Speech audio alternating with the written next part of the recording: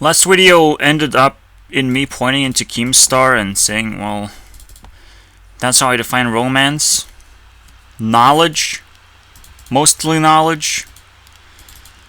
And then it gets more awkward. Very quickly. I don't actually remember exact details. What pushes me like this into this emotional roller coaster. And that's why we're gonna start all over again. All over again. Another bakery? Oh wow.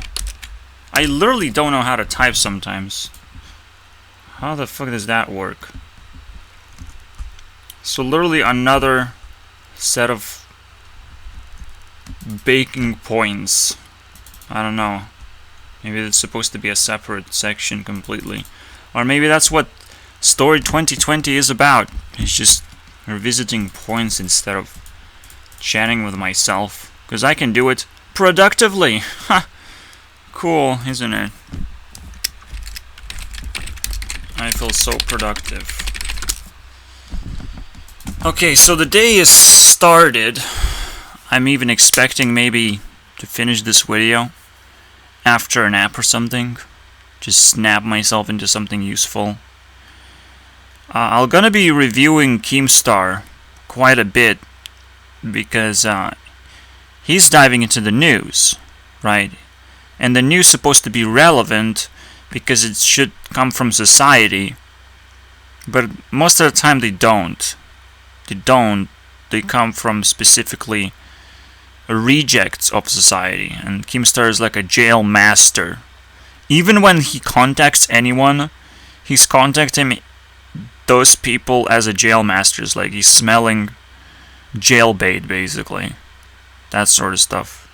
Without meaning anything sexual, but, you know. Here's what I'm gonna repossess as a point.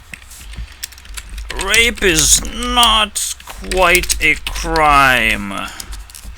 Not quite. If someone invites you to their home and something smells fishy and seems fishy and someone starts to be creepy, basically negative personality starts crawling on you, you gotta run. No, don't make up lies. I'm watching a video where some girl, some Instagram model, made up lie that, oh, mom is texting me to go home. No, you just literally submit it to rape. You submit it. Yeah, and someone... Yeah, but there's never an evidence of anything. Despite you being DM'd, the actual conversation where things get really nasty is always private. Always. Unless you like sneak stab someone in the back, but even then it's impossible because it can always be a reenactment. Always. You can get evidence for rape most of the time because it's gonna happen very professionally. So, not quite. Let's put it professional, and it's not a crime. Because we're just gonna dab on them haters. However, I have never really touched a girl besides a hand, maybe. Maybe I touched a hand. Wow. I never hugged a girl. That's cool. And I'm talking about rape. Yeah. I have so much privilege right now to talk about this. You have no idea. Because I have self-control. Out of all those things, I have it. And I can talk about it.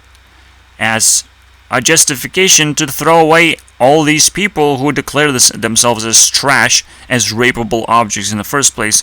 Whoever is capable of getting into trouble without by going into private space with someone that they don't trust. That's it. That's game over right there. It's game over. It doesn't matter how you get lured in. It doesn't matter. It's just then an experience you're gonna have to fucking take in and deal with it because it's an expensive experience. Why the fuck you're tagging someone after getting one? you should attack yourself. So it's fucking stupid. I mean, police can only sniff out unprofessional people who will declare themselves as a part of this incident, and then police have to fucking dig a hole slowly and tirelessly until someone fucking falls in and they're like, oh, you did this, you know? You fell into the hole and you're stupid, right? And then you say, yes, I'm stupid, and then you get buried alive by police. Congratulations. Police is fucking stupid. Just me saying that will aggravate them. It'll be like, oh, we have to dig a hole around his entire fucking life. So whenever he goes, he just falls into it. I'm not stupid. I'm not gonna fall into a fucking hole. That's it. It's just a fucking game over, police. I dab on you. It's fucking stupid. I mean, police is trying so hard. Police is the most criminally charged entity ever. This is now the new mafia, really. Because they're the ones looking for trouble where there's no trouble, okay? Nobody's fighting. Nobody's attacking, okay? If you're looking for rape where nobody's like fucking fighting a grip of something, if you're, I mean, for fuck's sake, there's a simple fucking rule in rape. You fight back, because then at least you go out with bruises. Yeah, you will lose your stupid modeling career, but you will at least prove something, okay? That you were fighting against someone, and now you can accuse them of being a part of that. But you also have to leave them bruises, too. Holy shit, it's still a lot of work. So the best thing to do is just run. Run and not fucking deal with anything. No evidence. You can't do anything in life. And people fucking pretend so hard. So hard they pretend. They pretend that they care. They pretend that this fucking matters. No, this is all just drama, okay? Drama that you will never fucking understand. It's ridiculous. So yeah, I will put a finger up Keemstar's ass because now I'm interested in that ass.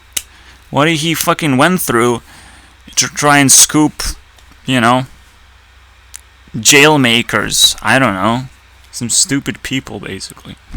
Scooping their ass. Now I'm scooping his ass. Okay? Easily.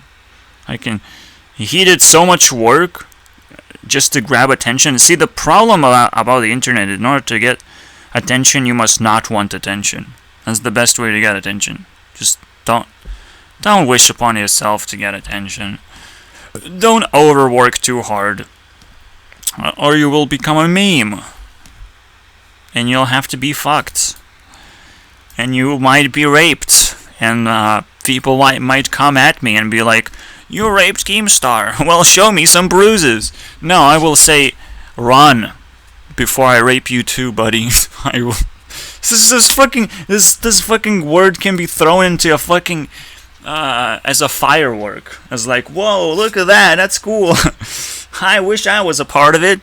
You know, that's literally the effect of the word right now. It means nothing to me. Logically, it means nothing. So, especially when I have never touched a girl, so I'm like, wow, I can use this word as just to scare away people and to seek society as a torch, you know? Oh, this lights up my torch. Rape. Anyone likes rape? No, you don't like rape? Okay. Interesting, though. I can just say it. I'm not gonna get censored, am I? Rape? You like rape? I will get fucking censored and demonetized. I probably will. All the time. But who cares? I don't care. YouTube is mine anyways. And if people get censored, well, we're just gonna bend on the other side. Because Kurzu is sleeping and it's like, oh, this seems uncomfortable. I'll just do something else. I'll do something else more comfortable. Okay. And the decision is in, you know. If you're gonna work hard, you're gonna start cleaning up those nasty words, and you're not gonna say them. But for me, I don't want to work hard. I just want some. I expression, self-expression. Just sit here, express myself, and be confident that I expressed myself and I have a position now. Positioning yourself is like super difficult to do. I'm like an immovable object at some point, because I have so many positions that you have to break down. Like, you can't beat me. Fuck that shit. Police is the most criminally charged entity. This is what I said, and police comes to me like, wow, your mom called. She wants her phone back. Oh, cool. She can take it herself. Eventually, by exerting enough force. Why do they need police? If you give her the phone back, we'll leave. And then they started asking questions that the women want. It was like, why don't you leave to another place to live? Why? Do you fight very often with your mom? It's like, fuck this shit, dude. Yeah, lies. I would love to see the dig a hole process as police digs a hole, but it's for you, not for me. So like, Jesus Christ, I'll figure it out. Okay, how to put you in a hole if you really wanted to dig one, because that's the whole point of how you can incriminate police. They do so much effort on something, and you're like, you point the finger at that effort, and they become embarrassed and they explode. You know, it's crazy. You have to understand that police is like the lowest tier of society there is. They're probably the part of military or something. They can be easily militarized. Domestic military, okay? So they look harmless, they look useful, they look like decent protection for you. So that's nice, right? It's not nice, because it should make you insecure either way. They have weapons, they can snap, they can start digging holes. They're instructed to dig a hole instead of snapping, obviously, so that someone else jumps in and becomes criminally charged. Easy. Like, easy. Temptations, candy, all that good stuff in the bottom of the pit. Oh, take it. Yeah. Why are you throwing all this effort just thrown away? It's amazing. If police does a bad job, wow, that's embarrassing. Wow, that's a lot of effort just wasted. Wow, you could have done something a lot better than asking some stupid questions. Wow, you could have just been a nice person and figure out a much simpler solution and improve yourself instead of digging a hole. Like, all these things, like, wow. Should surprise you. Definitely. Now, so you have this shitty police integrity. Definitely have a shitty medical integrity as well. And that's influenced by science, and police is influenced by military. All those things are funded heavily, and they're heavily malfunctioning, basically. Because essentially, a system fails if it's being funded by something else. Because the next expectations grow and they establish themselves. And then you have to cut off police and cut off all that funding. We literally have to. If we want society back, we need to steal gov funding for ourselves. Anyone who's making progress in this kind of endeavor is a genius, okay? I don't know how to do it at all. I'm fucking clueless. I would put a finger in their ass if they know how to do it. How do you steal government funding? How do you prove them that police is ass and medicine is some fart that's all over the place. Ass and titties, man. Like that's what we got. Titties with no milk, ass with no buns, okay? That's what we're getting right now. It's like, okay, I'm intimidated. Please fuck me, please. Please make me feel good now. After you leave. Before you leave, that is. Well, fuck me somewhere in the ass, you know. Give me some funding, too. Because you came here, you did the effort, now you have to pay for that hole, you know? It was like, same goes for medicine. Maybe we can flip that burger, am I right? So, what about medical assholes? I don't have a lot to say about medicine because I crushed it already, you know? I don't like it so badly that please don't make me talk about it. But I still went through that process. That, in my heart, I was so attached to Ariana at one point. Like, okay, so here's the full story. What happened? I come back from UK, from England. Is my city, by the way. It's a city, it's my city. And I come back from that after, well, losing the lottery, not being able to work anymore. And my heart couldn't take it anymore. So I come back home and I start like not sleeping, pushing that limit. It's my birthday. I fucking just go for it. And essentially I get so worked up about it. I lock my mom out because she's annoying as fuck. Incredibly annoying. And obviously the police now has the right to throw me somewhere where I'm considered physically insane, mentally insane, I mean. So yeah, they do that. They figure that out. They can do it. Oh yeah, you have freedom to do that. Yeah, that looks the case. Okay, and they drive me, and as I'm being drove. Before that, I'm like, I'm testing police and like what they want, testing their intentions. I know like they're not letting me go. They want to fucking throw me off already. They collecting that, you know, agreements. Oh, we're gonna treat this person like shit. Yeah.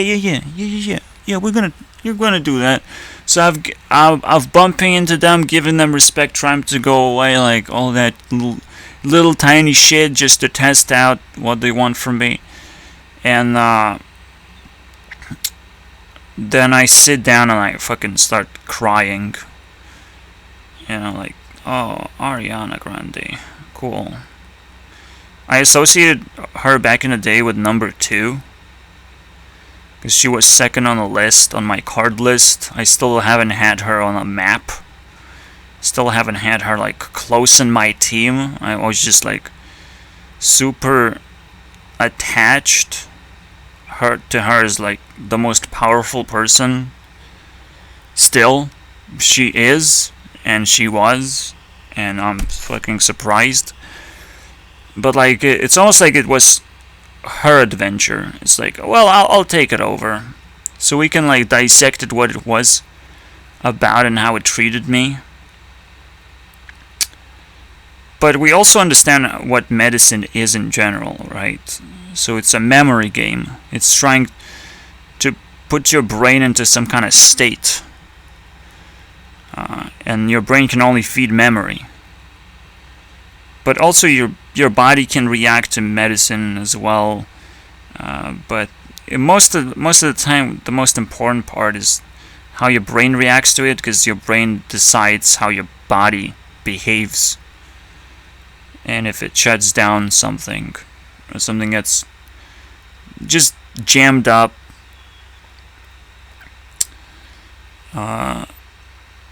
First of all, it's a really lonely place. You're surrounded by trash people. It is fucking boring. It takes a little bit of time to get used to as well. Without my phone, I would just go insane, absolutely. And that's where the first hypocrisy comes into play.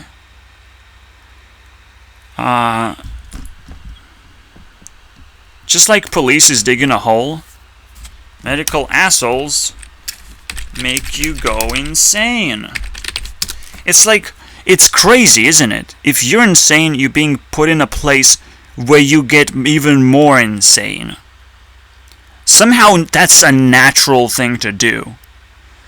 But we have to break it down until I exactly see the dog nature of police digging a hole, and I want to see the shitty nature of medicine as well doing the same thing. Doing something exactly fucking stupid and someone falling for it, basically. So, if you sign up, you get more than 3 days in that place. You're already kind of deemed insane because you consented to something that literally they play you, basically. But did I consent? I kind of did. I could have said, I don't consent, I don't consent, I don't consent. I don't consent. Anytime the doctor comes into play and I'll just say, I don't want to be here. I don't want to be here anymore. I don't consent in being here. Do I need to punch you in the face?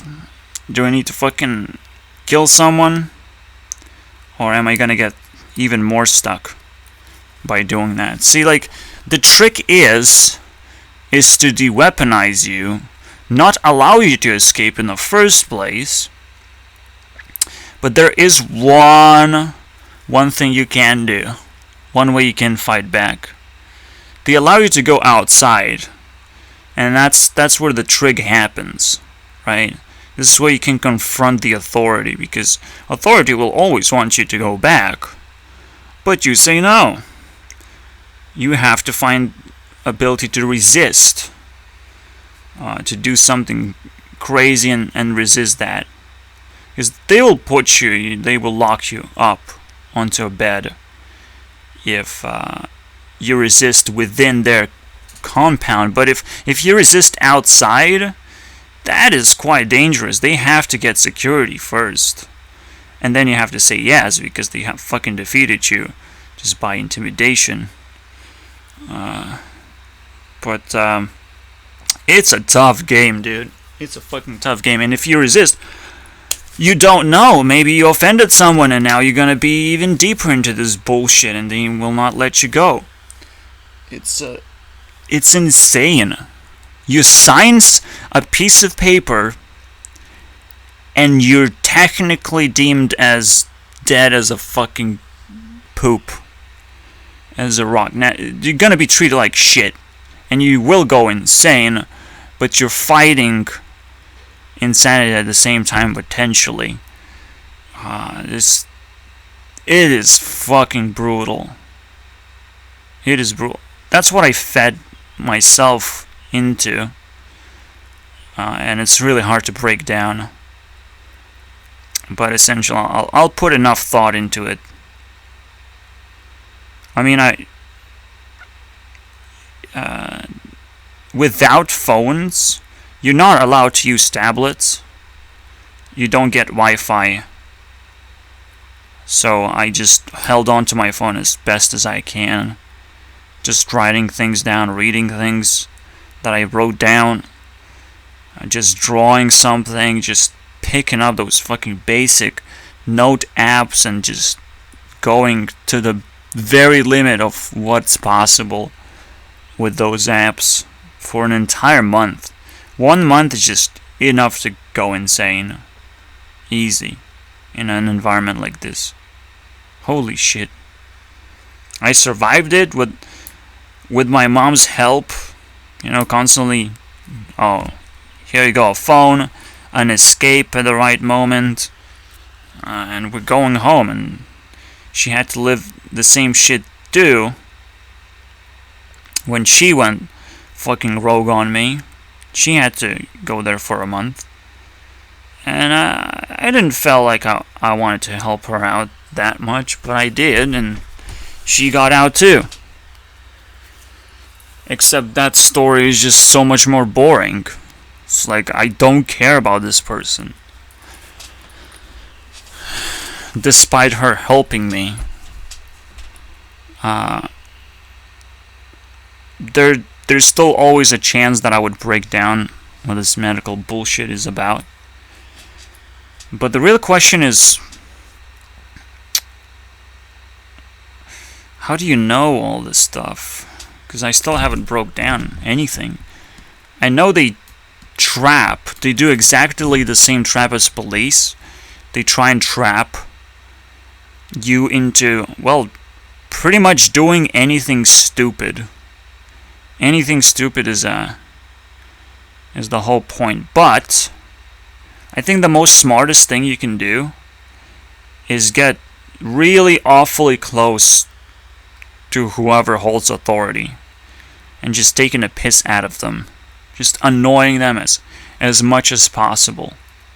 So people keep thinking about you for way too much. You're doing something really stupid, and then you take the blame for it. And people, you're still gonna be attaching yourself a little bit too much. And then maybe at some point you realize, okay, now I'm gonna show the good side and stop doing it, basically. But I think the best thing to do is like find a way to monetize whatever you're doing. So if you're annoying people, you will continue annoying them until you get what you want, basically. And if they treat you like shit, it's gonna get worse. You're gonna keep reminding them, I'm gonna annoy you for this much right now. And I'm gonna figure out how to do that. And the longer you keep me, the more fucking bullshit I'll figure out, essentially. And I could have done that. I guess I was slightly mesmerized, but they can't do jack shit. They have to fucking treat me like royalty, technically. They have to make me food. They have to let me survive. Change my bed every now and then. And maybe treat me like shit if I sweat. But like, fuck that shit. Oh my god, it's so annoying. The sweat part. Fucking weird, dude. I should have just added to my how can I be annoying list, because like it's a very simple thing as well. If I'm not stressed out, I hardly sweat. Like, how does that work? It only works during stress situations. So if someone comes up and it's like, you start sweating, yeah, maybe I'm starting to sweat because you're in the wrong place right now. We're not friends, and you're in the wrong place, and you're fucking trying to fucking take a shit out of me, you know, take a stab out of me. Like, fuck that. Of course I'm gonna sweat. It's a fucking natural thing. It's the most natural thing ever that people get upset about. And I'm like, wow. You must be insane now, by now. But like, wow, this is a long story that I can't break down easily. It's like one of those days when I realized, oh, Monica was lying to me, pretty much. PewDiePie was lying to everyone in his behavior and how obsessed he is in gaining subscribers. It's kind of a humble liar. Okay, well, I'm getting a little bit of subscribers. I'm going to war with T-Series. I'm just humbly doing that shit. Don't worry about it. You know, the don't worry about it thing is the staple in PewDiePie's philosophy, basically. Don't worry about it. Just sit down in a tub.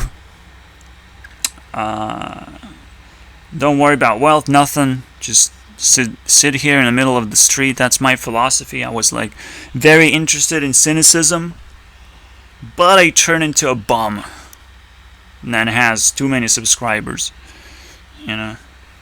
It's like, that's what he is. He's a person who sits down in the middle of the street where a bunch of people walk through, and he's like, well, subscribe to PewDiePie. Subscribe to PewDiePie. Subscribe to PewDiePie. And it's just turning into a meme, right? And I picked up on that 2 years ago, and it's fucking insane. It made me go insane for sure. Because I recognize the lie. This humble little lie. But why do you sit down and just react to things and try to maintain your... and then complain about not taking a break and all that shit? It's like, well, you're so attached to this highway system of people coming in and out, like, holy shit. You will do anything to get more attention from more people, basically. As the more people touch you with their eyes, is like, wow, it's heaven to this motherfucker. So I guess you could treat the same medical insanity asylum thing also as the more people are sick, the better for the medical establishment. Meaning that the COVID has been specifically engineered to make more people sick because it lingers, right? A lingering disease. Just like police is like super criminally charged, and this Black Lives Matter is probably a way to peek into this brutality that's going on, because that's where it all started. It started with police. But this COVID thing, it started with medical bullshit. And it's even deeper and darker, I think, because of how much they have to re-engineer things, how much they have to... Putting on a mask is a medical procedure, okay? It's a medical procedure that now we take in consideration in doing in public places, like super public. Like, fuck. What's that all about? That means nothing. It's like cleaning your hands. It means nothing. Yeah, you touch someone, they will clean that hand after they touch you. Most of the time. They're not gonna lick it. They're not gonna shove that hand into a piece of food. Even if they pick up a Agent Bagel and eat it, they will digest those bacteria. It's not a big deal, dude. It's crazy what people come up with these days in terms of what makes them ill. Well, never forget stress as a reason of illness. My videos can make you ill. Run! Get the fucking life! If you're listening to this and you're not agreeing with me, because that will make you ill. That will make you stressed out and confounded with all these ideas that I'm presenting. Like, I don't want people just treat me as a book just to get stronger. I can defeat him by listening to him and obeying his rules. Oh, fuck you. Yeah. That makes you stronger? Surviving makes you stronger? I don't know about that part. Surviving does not make you stronger. Meaning that technically whatever insane asylum I get to, if I survive it, I'm not stronger. I have to just resist it as best as I can. Okay. Now I know. Now I have to not sign, not consent to anything. If they want to show a trailer, a 3-day trailer is what's promised if you don't sign in, I still don't consent to that, but I have to consent to understanding the force, okay? So there's probably a super smart thing going on, essentially, because there's a lot of people working on it. So if a lot of people romance together, I mean, you're gonna find something positive out of it. But surviving that does not make you stronger. It just makes you more equipped with understanding of what other people use as strength against. I don't even know, dude. Survival does not make you stronger. It's just not. No. No. Survival is like, oh, I went to war. I became stronger because I survived. No. Survival will kill you. It's a risk that you're not supposed to take. Right? Yeah, it's not like you're gonna die in jail or an insane asylum. But there is a risk. Okay, and there is a risk that people who you deal with are not trustworthy, and you'll get into a nasty fight, essentially. That you can't just completely trust. Something that a lot of people work on, and they polish the craft out of it, because they have to. They have to polish that shit, because they're dealing with a lot of strangers, so they have to be careful themselves. But essentially,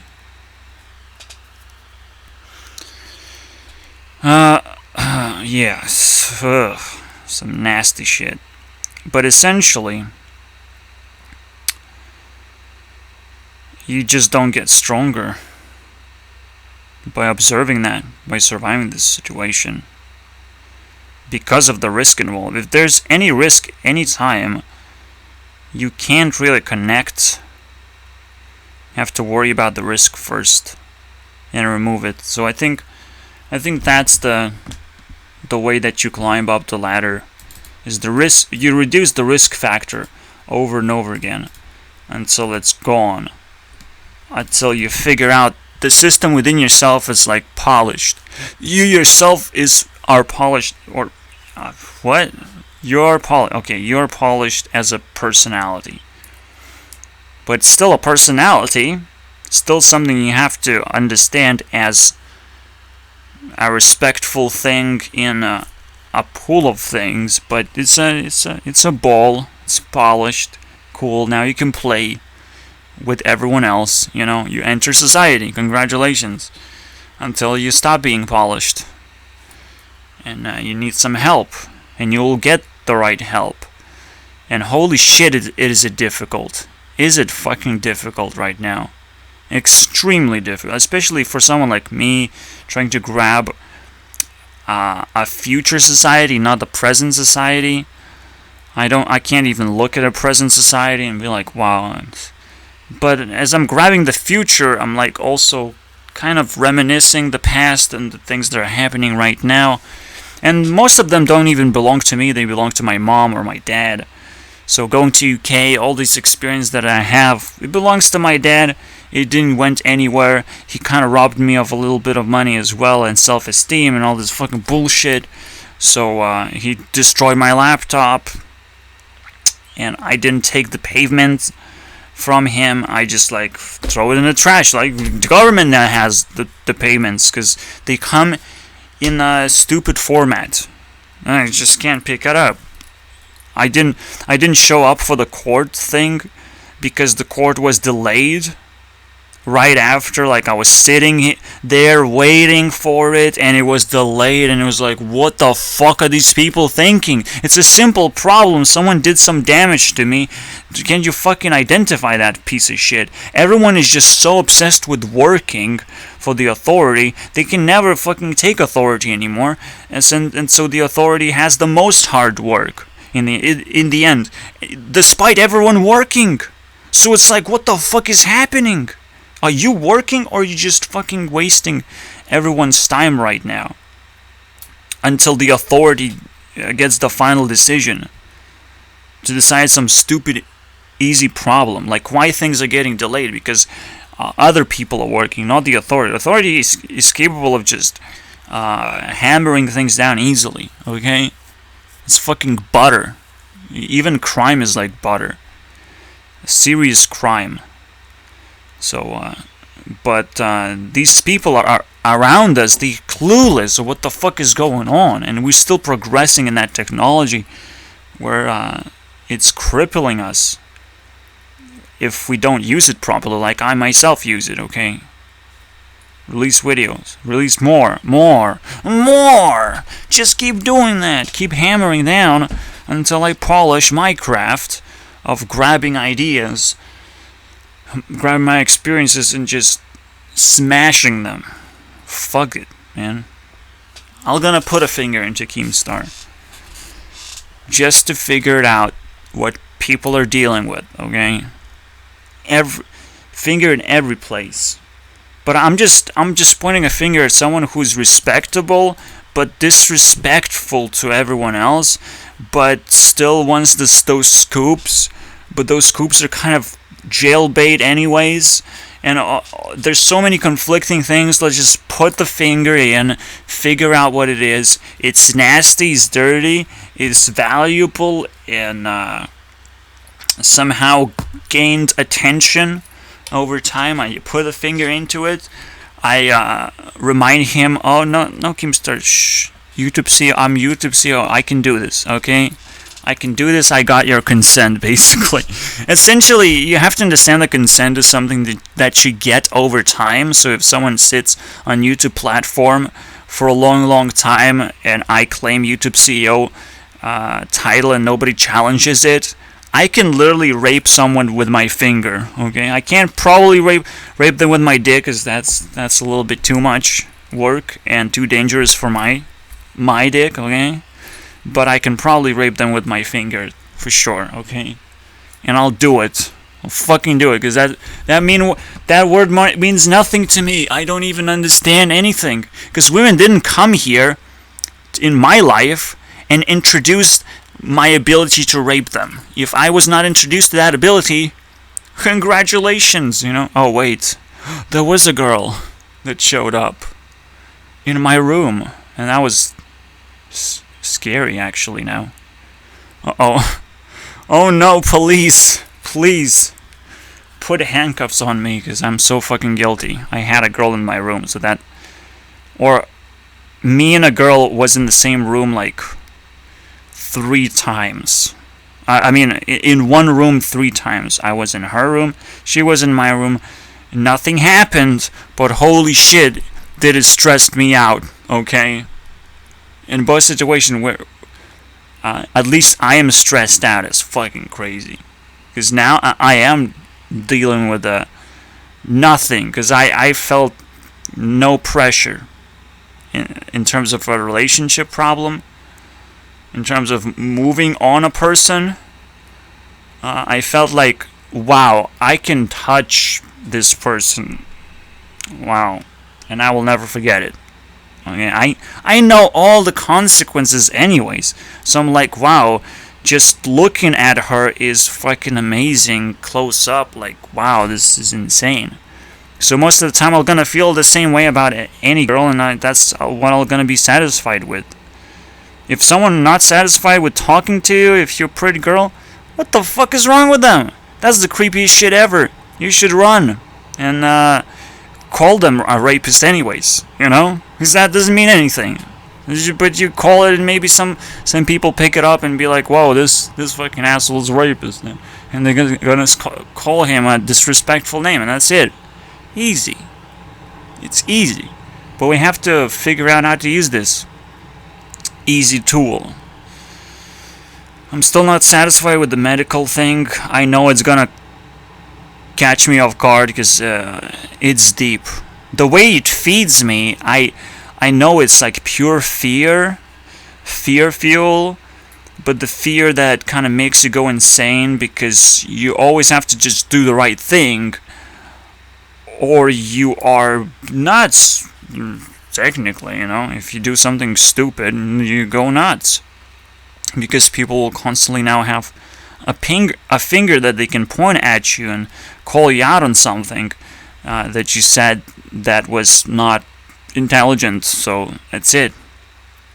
And one thing you can't do is like treat medical professionals as your friends, just like police. You can't treat them as friends. They're people that are outside of society for society's, sake, but technically they chose that I don't want to live in society, so I'm gonna pick up some kind of government funding. Okay? Just like going insane, becoming invalid to society is the same benefit. My mom is invalid, she gets the benefit. Maybe there's a fourth category of people, but probably the fourth category are just some kind of general government workers who think they are part of the government, and that's kind of respectable, but it's not respectable. It's garbage. Okay, so there are probably 4 groups of people like that.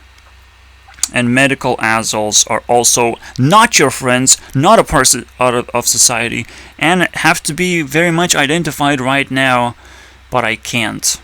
Only people who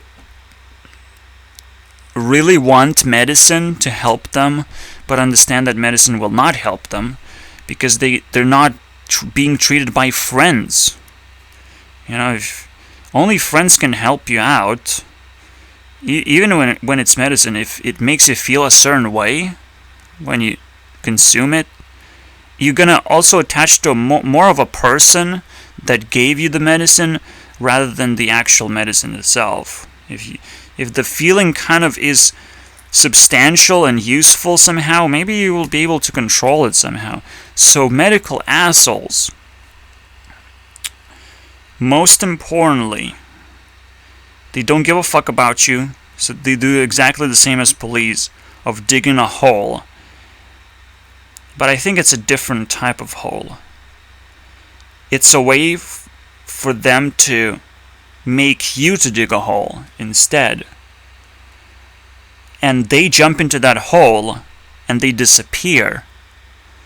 But they try and grab you, trying to make you consent to go into that hole. It's like the opposite process. And then when you go into that hole, they come out, because they're like floating creatures. They can get away from anything, any trouble. Or they just get another friend to throw them a rope, and they're just out. It's easy. So I think that's how they do it. Medics, and let's do that. So police and medics. Medics let you dig a hole for them, and then they pull you in while holding a quick escape. Because they wouldn't want you to dig a hole so deep where when they fall into it, it's game over. It's like, because they allow you to go insane and they will interact with your insanity for a brief amount of time, they can get into some trouble that they will not be able to recover. They're risking some shit, okay? Just because they polish their craft doesn't mean that some accident cannot happen and hit them hard, dude. Just fucking hit them hard, destroy their heart, and all of a sudden they can't do their work anymore. And that's what I would love to happen, okay? But at the same time, I'm like, I did survive it, and I didn't learn anything, because that's not what survival is. I didn't improve. I mean, I learned something, but I didn't improve in terms of strength and in terms of raw power. I just got an experience that I'm not supposed to have, technically. So it's an extreme experience that I have to use it to make myself stronger. Once I stop surviving, once I stop being in a stressed position. Right now I'm not. Right now I'm kind of happy. Maybe I'm overlooking some dangers around me, but it seems like I locked myself in a room. Nobody's attacking me. My mom can't defeat me. I'm good. I'm good for the night, boys. I'm good for like a fucking year or something. Maybe I'm gonna chill. Maybe I'm just gonna wait it out and possess her stuff, and then my dad's gonna come in and is gonna be like, oh, now you have it. Now I can give you free money or something, because there's no way for me to lure you into anything.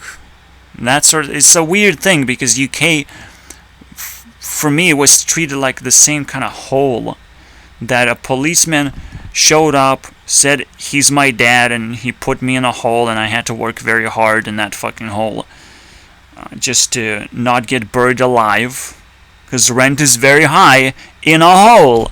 It's just how it works. A lot of people can be like, oh, there's a loser in the hole, and then they start digging onto me, and I have to be restless, and I fucking have to fight back against this shit. Sometimes without even a shovel, you know? Sometimes just with my bare hands, I have to claw through that bullshit, and I had to do it. It's a fucking difficult job. My dad could have just left and laughed at me, but he was almost about to leave, and I was just, I crashed. It was impossible. So, I escaped unharmed. Holy shit, is it fucking difficult. Holy fucking shit. Without a war, right? I escaped without a war. So, oh my god. And then here you go, a person who went mentally insane, so they're probably gonna attract that sort of behavior anyways. And I can dig a hole for them, but they have a lot of problems. So they jump in, and the problems are like, oh, because she's in a hole, you're gonna be my next target, you know? That sort of stuff. Fuck. I'm your next target? You put her in a hole. You should feel bad for yourself because she's your mom. It's like, what the fuck is that? The fuck is that, dude? This is gonna be the game for next 2 years or something? Me digging a hole and then everyone giving me the blame card. No, she jumps in like she's a fucking fat piece of shit. She's gonna fucking drown in that hole. I'm sorry. You have to put effort to survive. Okay? I put her in a survival state. Fair and square. What's wrong with that? I don't think blame is gonna fucking destroy me. Besides, I don't even care about my mom that much, but technically it is a hole. You know, we have to fight together. I buy my own food. I buy my fucking internet, and that's all I have. That's all I can afford. And she does the rest. Covers the other food portion, covers the water usage, the electricity usage. That's how we work right now. My input in a month is like 100 euros. And if it's more than that, I probably go bankrupt very quickly, and fucking it's game over. Her input is 300 euros, but she doesn't know how to fucking spend those 300 euros, and I'm embarrassed. I want to put her in the hole so she knows what surviving is about and how to become more and more efficient, and that's it. And less fucking problematic, because problems don't jump into holes, okay? They know not to do that at least. They attack people who are willingly living a pleasurable life where that pleasure is leaking out. It's like, of course, people are gonna fucking come take their taxes and create problems for us. Like, fuck this shit. So, I think that's being cleaned up to quite an ending, but the ending is still gonna give me a little bit of stress. I'm not sure what I'm getting into, because I still injured potentially someone, and I should take the blame? No. A person who doesn't get any funding can take zero blame. Wow.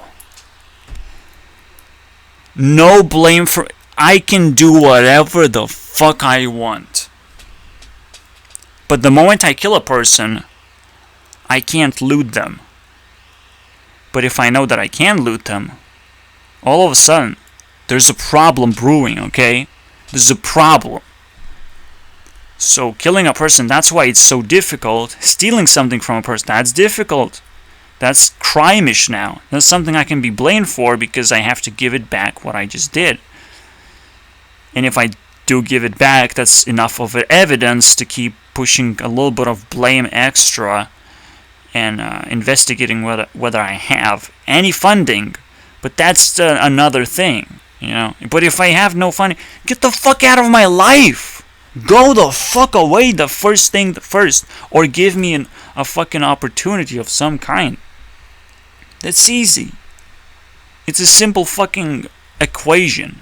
I can't give anything if I don't have anything. If you try to put me into slavery, you're gonna ask for trouble instead. Okay? It's a simple thing. Why? I hope people will understand that quicker than well, they have to do it quickly enough before they get into trouble. Put me into trouble, turn me into a fucking demon, and that's it. The game ends here, you know? I get nothing. They get their lives destroyed, essentially, because that's what I'm gonna put my life to. Even when I put into slavery, now every single day I'll just think, how do I make someone's life miserable right now? Because that is my main goal. And slowly I'll descend into madness. Because fuck it. Why not? Someone else can figure out for me. Because right now, I'm sitting here, I'm figuring things out. That's my funding. If I'm being funded by God. And that's what I'm gonna give it to them. Okay, you want that funding? Cool.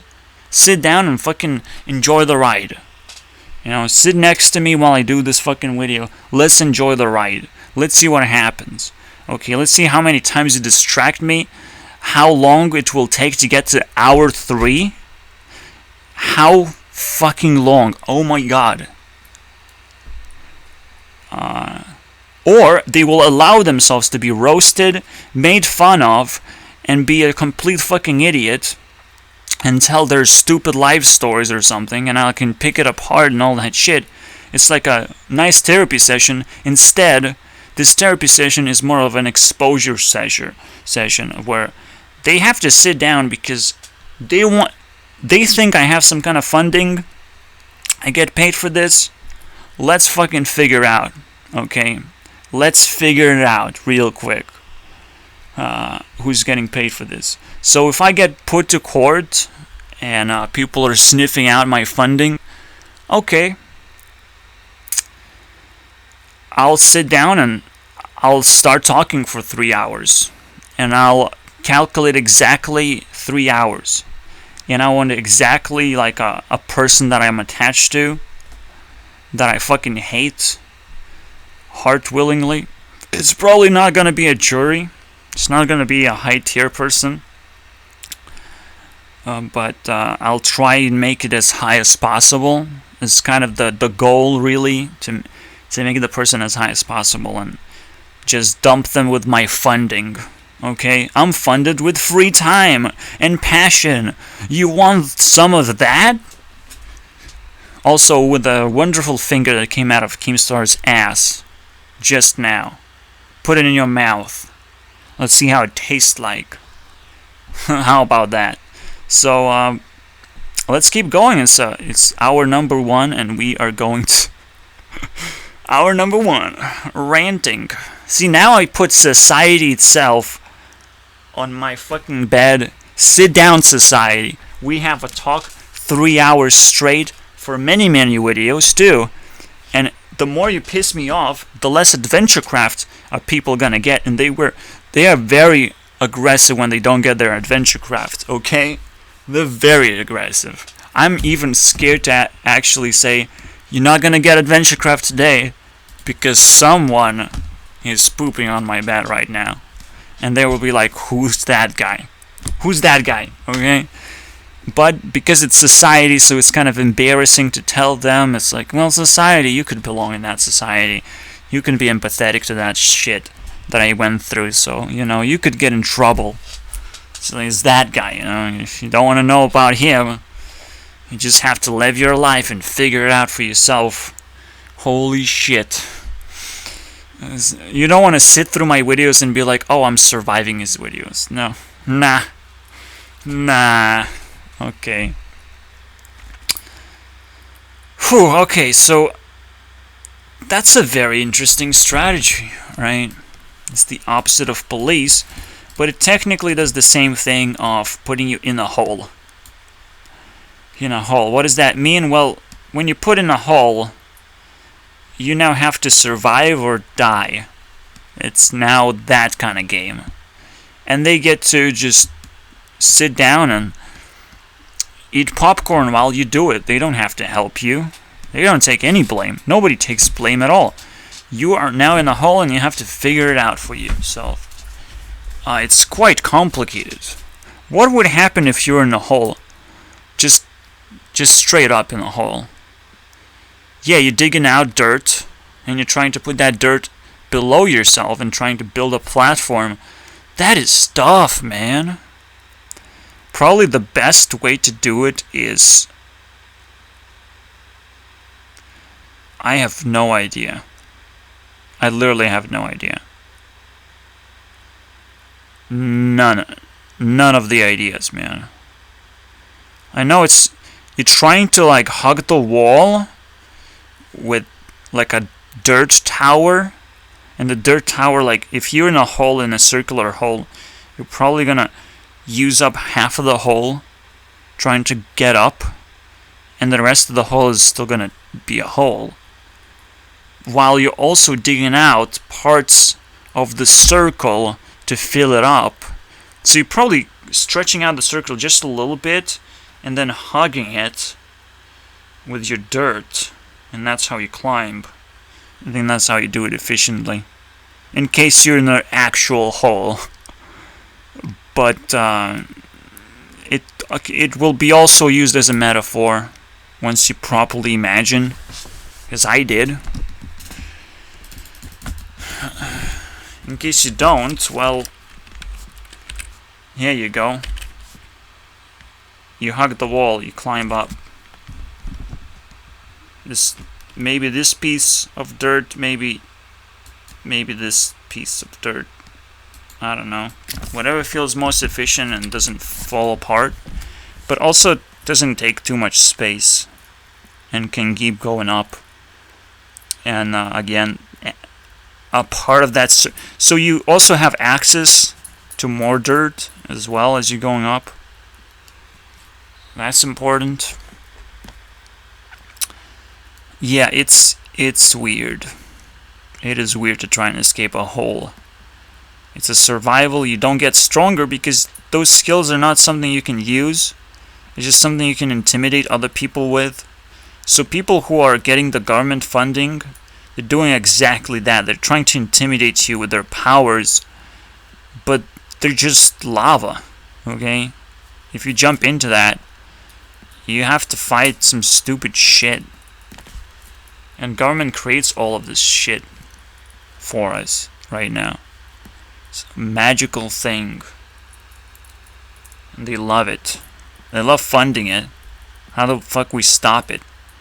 Because the moment we start shutting down the government slowly and steal back the government funding, that's when the Hunger Games scenario goes loose. Because they have to keep just enough funding to keep themselves entertained, because government is losing power so quickly. It's like maybe in 40 years governments disappear entirely because we just figure them out. That's it. It's game over, buddy. We figured out how to allow people to become a part of police if they want to. It's just easy. Easy recruitment system for any job. Don't have to go through college and all that fucking trash. But there's always going to be some kind of process that you have to go through that's comparable with that thing, okay? Because I still think education is important on some kind of level that's not obvious. On some kind of level, it's important to collect your education, especially if it's given for free. But it has to be like literally given for free. It's just red carpet all the way through. And that's why I didn't do it. I stumble and fall and I don't want it. I don't want to go to a bigger fucking town. It's scary and confusing. And it took me a little while to just find the fucking university in the first place. No. It could have went a lot smoother than that. And I don't appreciate it. Even when I was going in there, I think I had to pay a fine because I didn't know how to pay for my bus ticket. I just didn't know how to fucking do anything. It's insane. And I got caught for it. It's fucking bullshit. And I had to wait half an hour and then still scouting out town. And I was legit destroyed. So, no, that was a traumatizing experience. I don't want to go to university. Get the fuck out of me. Face. This was not free. You know? This was not free at all. If I had friends, maybe I wouldn't get in trouble that easily, but like, fuck that shit. I had a friend. I needed a friend to stay overnight and shit. There's some crazy thing going on. So, wow. It's a wow, dude. It is as crazy as it gets. That story alone is just enough for me to dislike colleges and universities for the rest of my life, just because I couldn't quite get there safely. I couldn't quite find the right map, you know, the right way to get there. It's just embarrassing. It's embarrassing. Someone else should be willing to contact me to tell me all these things. Just become my friend. Just meet me. Let's go there. Let's do a speed run all the way to that place, and still continue introducing me to the university. Like that's the only way to do it. Someone has to grab your hand, go through this whole bullshit, and then introduce you. But most importantly, not just grab your hand, they have to earn your trust too. All these steps have to be taken care of. Otherwise, you're introducing me to some kind of hellhole anyways. It means nothing.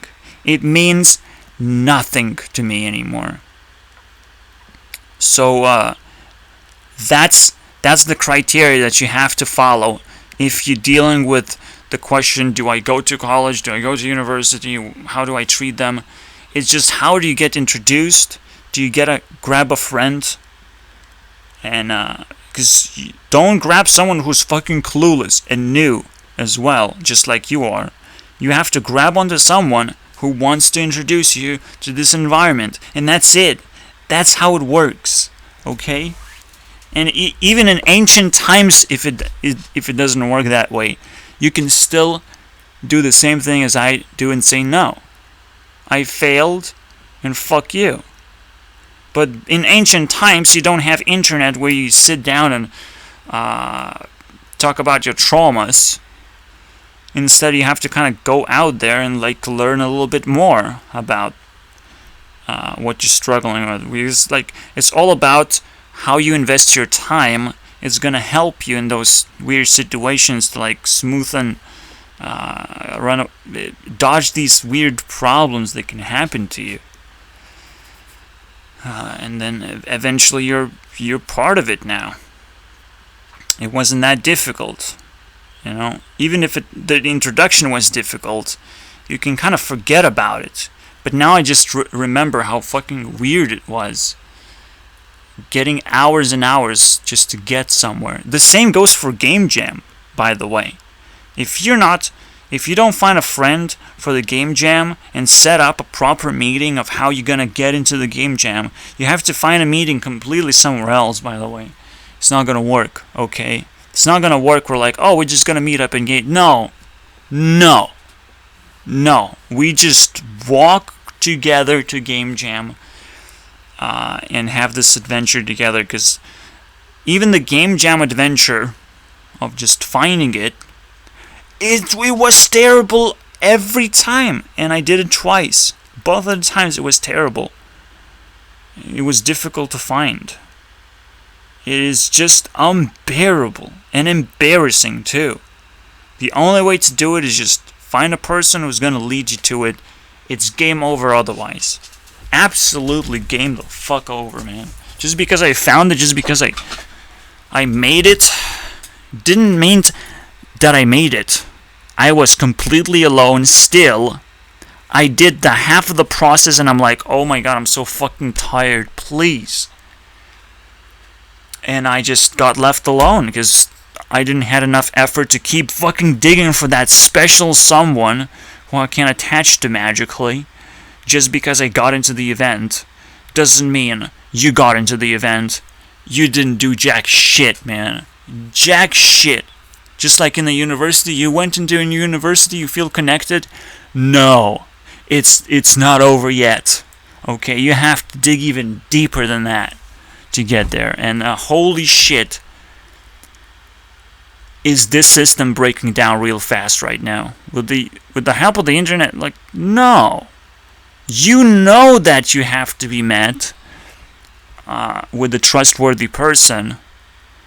Because, like, that's all you need, really, in life right now. Is just someone fucking who's willing to spend time with you now. Who's willing to listen to you now. You need a good friend. Because you might not, you don't know whether you're going to stay in the university, you're going to get some kind of internet opportunity. You don't know where the opportunity is going to hit you from anymore. So you're staying in that one place that it's offering you a job, that's fine. But you also have to be open to all these things, and you don't know what's going to happen, so you need a friend that doesn't really care much about, is not attached or too invested into something, so it can help you decide whether a certain opportunity is good or not. And that's about it. It's a fucking weird thing. I have to put it down. University with open arms. I don't know. If there's one thing like that, then go ahead, just dive into their arms and see where it goes. But don't allow yourself to just dig a hole for yourself and then jump right in just because someone said so, someone intimidated you to jump into your own hole after you dug it, after you did so much effort anyways to do some stupid shit, try and get there, try to find that self-esteem to enter this unknown location and figure it out for yourself. Like, this garbage. It is scary as fuck, and it's not worth it. Okay? A lot of people go through this, and they can tell you their own stories. My story is actually quite lucky, because now I don't have anything. No opportunities in life. Well, and no respect from other people. Because that's kind of where respect gets dumped, and you can at least use it. You can meet those pro people. Do I feel super disappointed in myself? No, absolutely not. It doesn't even matter. Okay? These things not supposed to matter that much. Especially if that's my story. Like, I was beaten up and mistreated because I didn't know even how to treat myself properly. I needed help. Like, it's simple. I needed those open arms. Didn't get it. So let's see what else we have. I'll just start watching Keemstar videos. I can rest easy now.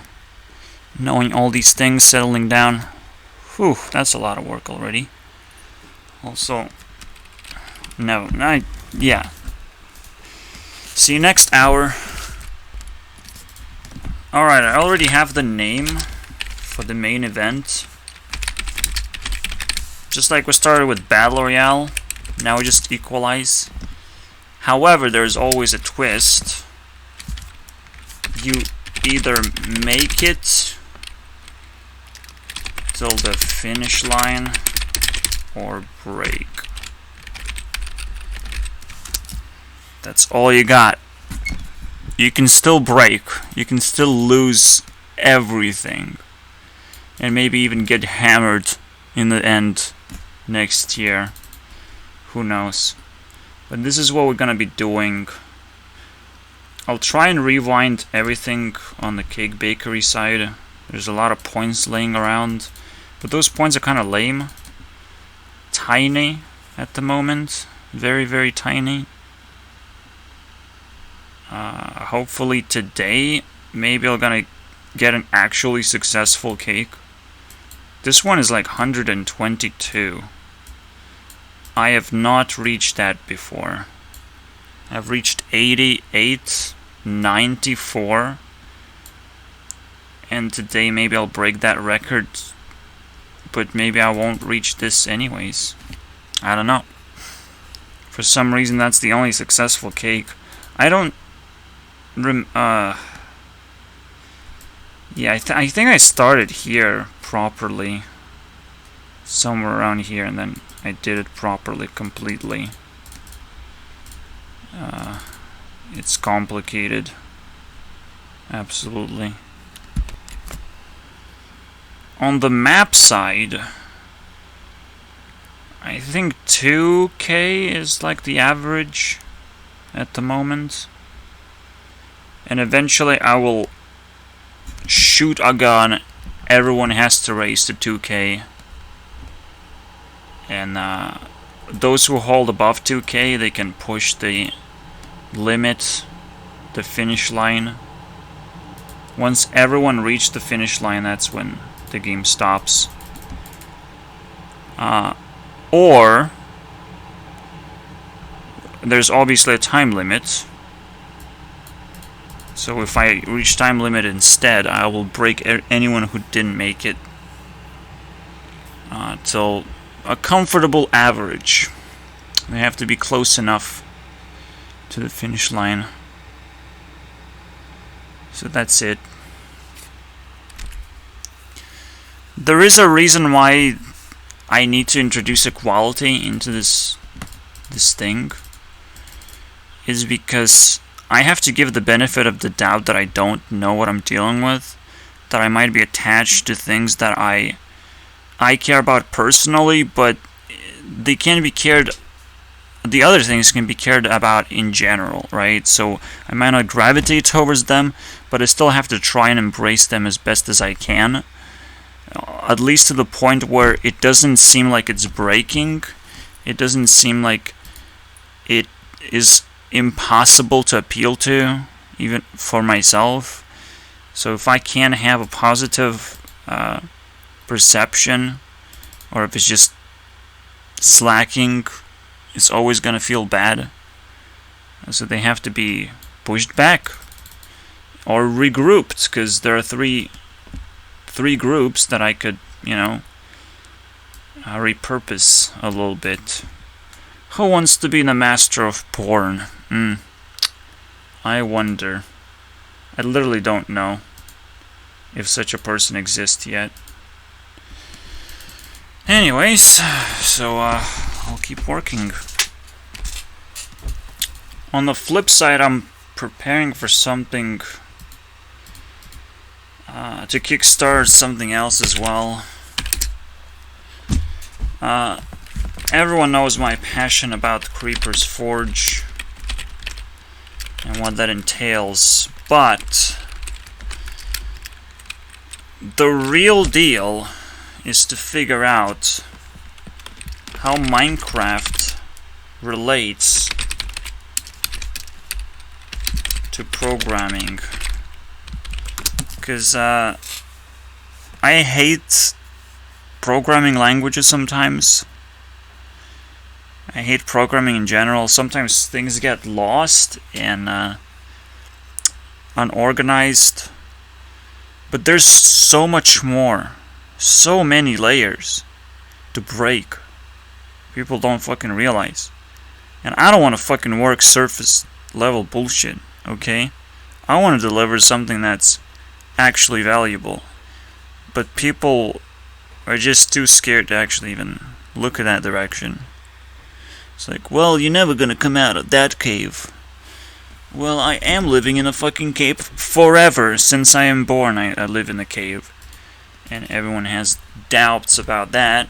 And don't feed into my self-esteem ever, since I ever started anything else, So that sucks. I thought you just exist on the internet and collect self-esteem from people.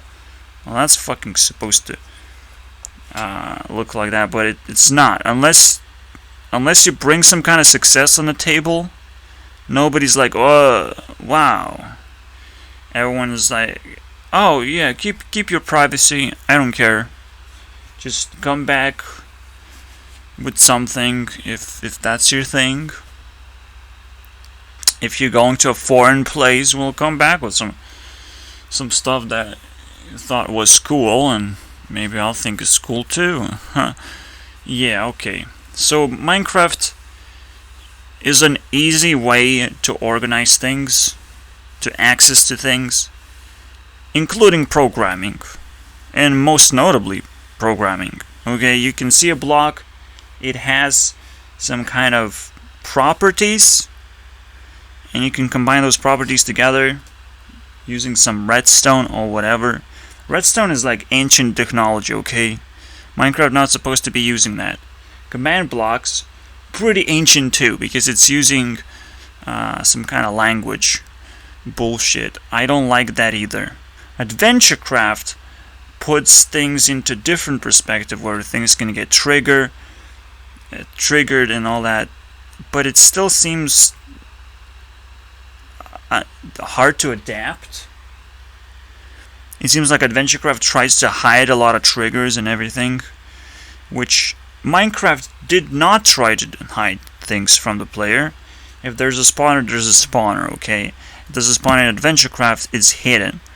So there's a little bit of misleading thing going on here. Yeah, you could choose in Minecraft if there's a spawner, what kind of area it occupies. You should be able to see that or control that somehow. I mean, and what's the rate of the spawning, how the spawner works. You should be able to tweak those values in some kind of coherent way at the same time, where you have created the spawner yourself. You know exactly how it works. Everything that you will be doing in my version of Minecraft. Because I believe people have already made copies upon copies just to port it in Unity, just to make us bleed our eyes out for how obvious it is, technically, that someone already made a Unity version of Minecraft that's easy to access. So I'll just try my best to find a version like that, download it, and apply to my needs, basically. I need a free fucking version that people don't ask for money. Simple, right? Now, I'll probably have to work entirely from scratch, and I have to, like, set myself up for that. I do have a little bit of a reference that I want to pick up anyways. There's some old code, something like input manager, and then the source code, where I put all the code together, all the simple codes. So let's see if this works out. This will be nice. Just plug this in. Oh wait, this is not code, or is it? Is it code? It is assets. Yeah, I see. So it's project. I can open it up, but I have to open it up. What? Oh, it's a scene. Still a little bit confusing. Yeah, somehow I have to open it with Unity.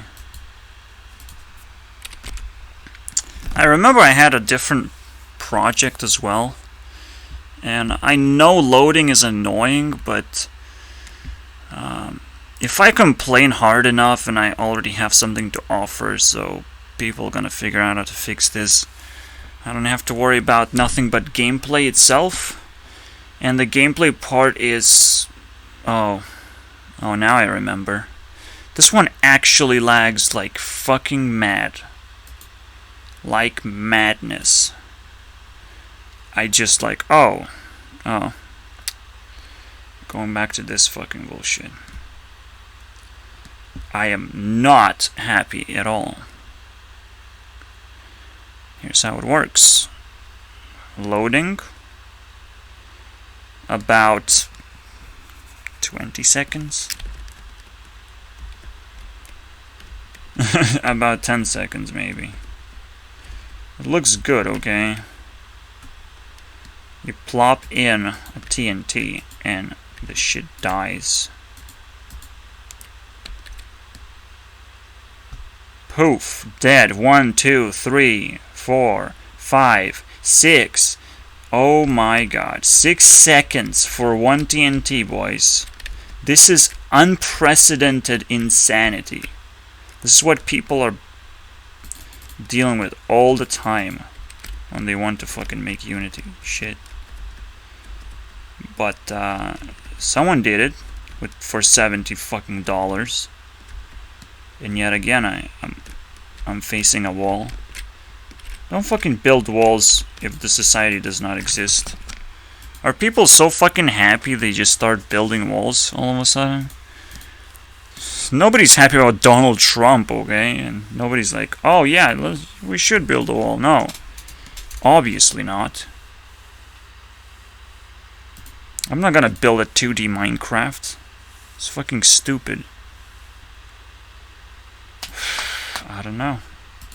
I mean, we still have AdventureCraft. I can still grab it. But I will try to escape it as far as possible. But it doesn't seem like it's working. But I still want to.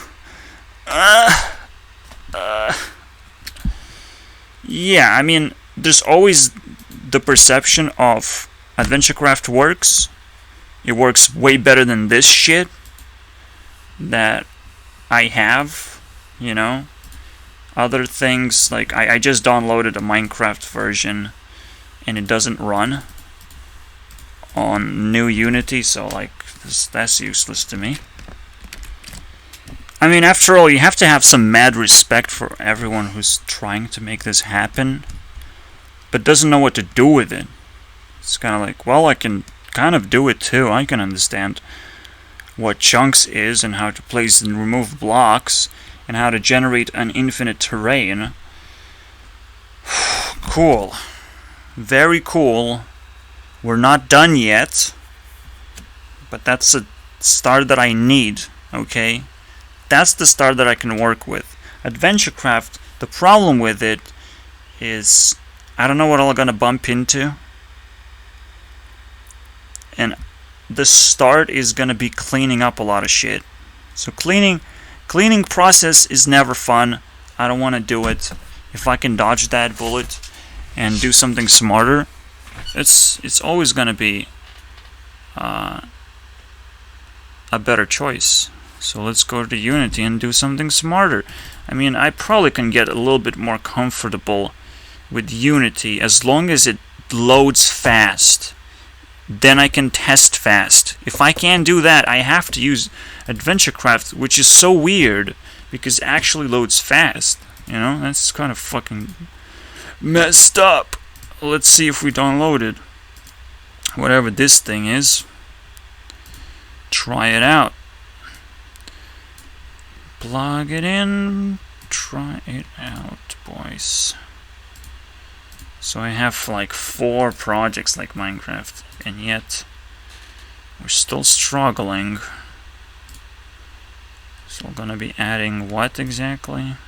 Cave game. What the fuck? That's a sweet spot right there. How you name your Minecraft matters. Alright, cave game, thank you. See, that's fucking annoying. What the fuck is that? Is that newer version than I have? Fucking hell. What else can I fucking get? So let's see here. Version 19.2. Fucking, this is so annoying. And it's required. Associated. I'm seeing some crazy shit. Enderman, skeleton, horse, rabbit. What? What is happening? Why is it loading my project for fucking 5 minutes or something? Holy fucking crap. Wow. It's gonna keep on loading, isn't it, though? Just getting started.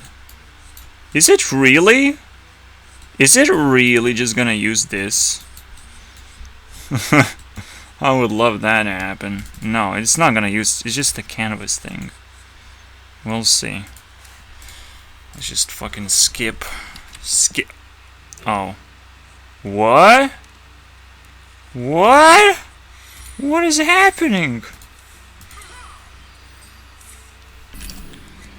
Wait, did I forgot that Paladin was also Cancer of Hearthstone along with Mage? Just secretly? Oh my god, dude. He just gets this from first day of school. He just gets a Divine Shield. Divine Shields have been Cancer of Hearthstone for sure. Oh, I don't like this. This comes from the craziest 2-drop, by the way. So he already has the nuts playing against me. This is a beast, so he can play into a trap at least. But fuck my life. This is game over for me, technically. If you play perfectly all the way to turn 5. I can shut this down. But I have to shut this down. So it means absolutely nothing if you have to do something. Oh, fuck. Best 1-drop in the game. Right now, losing tempo in Arena is game over. It's literally game over. So if something stupid happens, I technically just straight up lose. I'm just gonna wait until Eye of the Storm shows up and see what kind of answers he has. If he doesn't have an answer, it might shut him down for a little while. It's gonna be sweet. Other than that, let's hope he doesn't discount his Libram. Reoccurring villain too. Oh god, this is so bad. Again, I probably will die before I reach this level. This looks really, really good right now.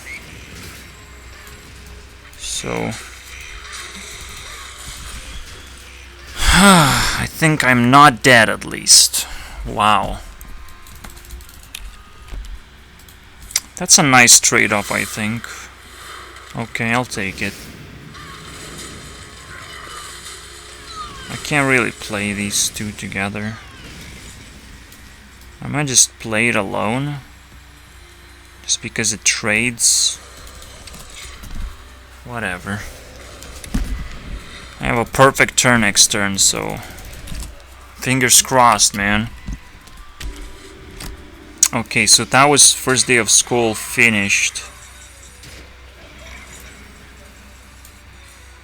I have to shut down this Divine Shield.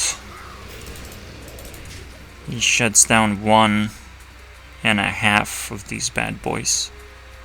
If he has a special tool, I just lose my shit all of a sudden.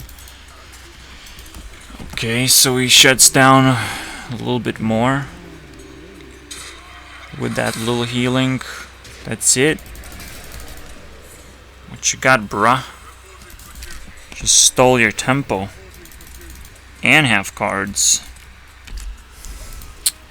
Alright, top deck position for him. I still have plenty of shit. I think I win. Easy.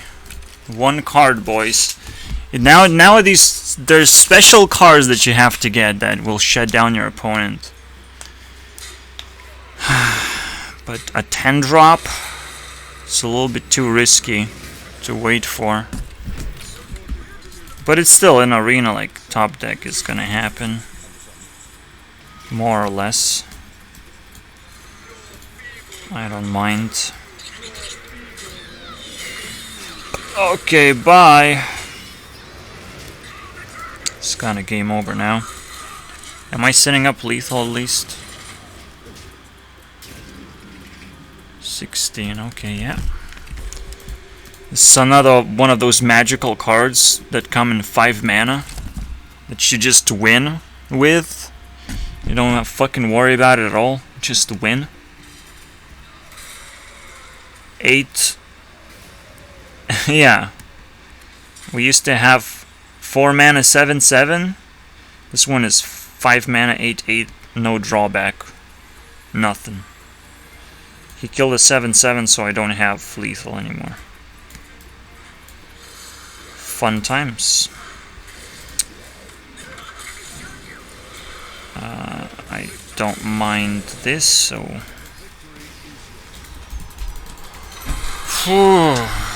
Getting that quest completed. Super tough. Let's get the fuck out of here. This Unity project looks pretty good, to be honest.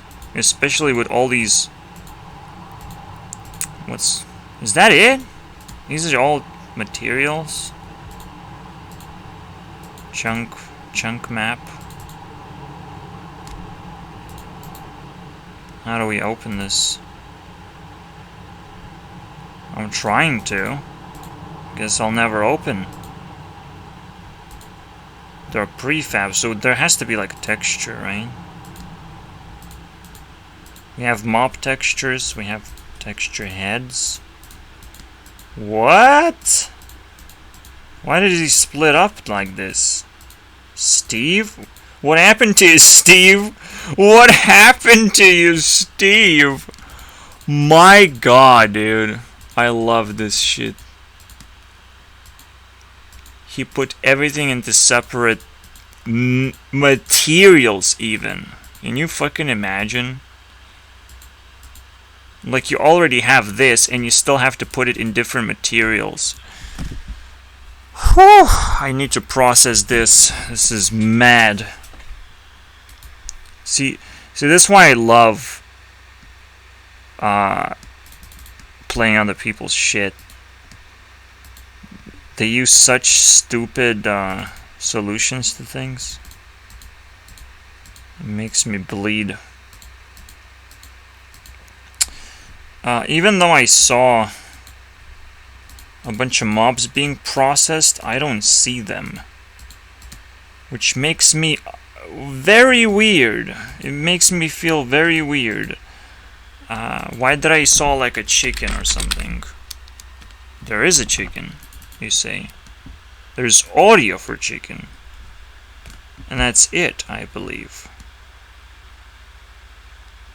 Wow, okay. So all the audio is just hijacked, I guess, right?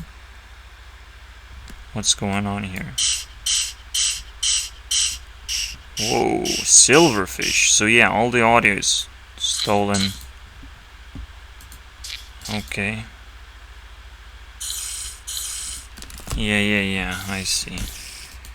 Straight up ripped off. Doesn't even matter that he doesn't even know how to build a fucking material. Sand physics. Oh, Jesus. This is where it feels like AdventureCraft anyways. Of how premature it is, but like whatever. It works. Let's see. 1, 2, 3, 4, 5, 6, 7. 7 seconds. We don't have TNT here, unfortunately. And this is not quite finished, I would say. Generate a new level. Okay, all data will be lost. What the fuck is this, man? 1, 5, 6, 7, 8, 9, 10. So we have this unfinished loading screen. Okay, it takes like 8 seconds, that's fine. I can deal with 8 seconds, it's infinite terrain, I believe. Right? Infinite. But it loads like shit, dude. You can fall through the terrain. It's not good. It's not good at all. Okay. There's also the data problem I know Unity has. So he probably does not load terrain anymore. Just strictly doesn't do that. I don't care too much. But yeah, this is sad. That's all I'm gonna say. This is as sad as it gets. This makes me wanna. Oh, what's that engine that I was making? Ray tracing, yeah? It's infinite, right? Yeah, it's definitely infinite. I mean, it also will have data problems. Where do I fucking store all the blocks and shit? But I think I can deal with that. The real data problem here is just like you have to unload chunks and then save those chunks too. And then well, you have to unload them because of all these polygons everywhere. But that's about it. That's not bad. It's not the worst thing ever. It's just polygons, dude. You don't have to see all of them at once. So yeah, I don't think I'm gonna be using anything that other people are doing. It seems premature anyways. It's just build, destroy blocks as always. The cave game. Remember, Notch? We've been here together. At some point. Where you can only build stupid blocks. It's literally alpha, but on Unity, and it's so annoying. It's so annoying. You can't do nothing. Nobody wants to make a game out of this, you know. It's like, well, I have an opportunity. Like, I don't know. When you're a programmer, you try and flex Minecraft and maybe some other things. That's the only reason why these things exist right now. People keep on flexing the same thing. I can do this. I understand this. Oh, I can't even go beyond the border here. Okay, I see. Yeah, just a quick recap. My engine is fast. Okay? Compared to all this fucking Minecraft cloning shit. Cloning gallery. Including the Earth thing that kind of impresses me. I don't know if I showed it. But if I run this thing, this project right here that I don't have, you know, it's $70, so it's good.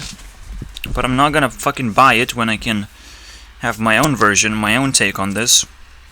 And everyone else only go halfway there, right? They can generate some amount of terrain.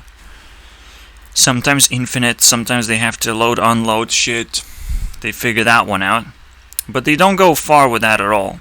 That's where they stop. They might even have a mob or two. Now, one thing I'm stuck on is objects. How do I deal with those with ray tracing, using ray tracing?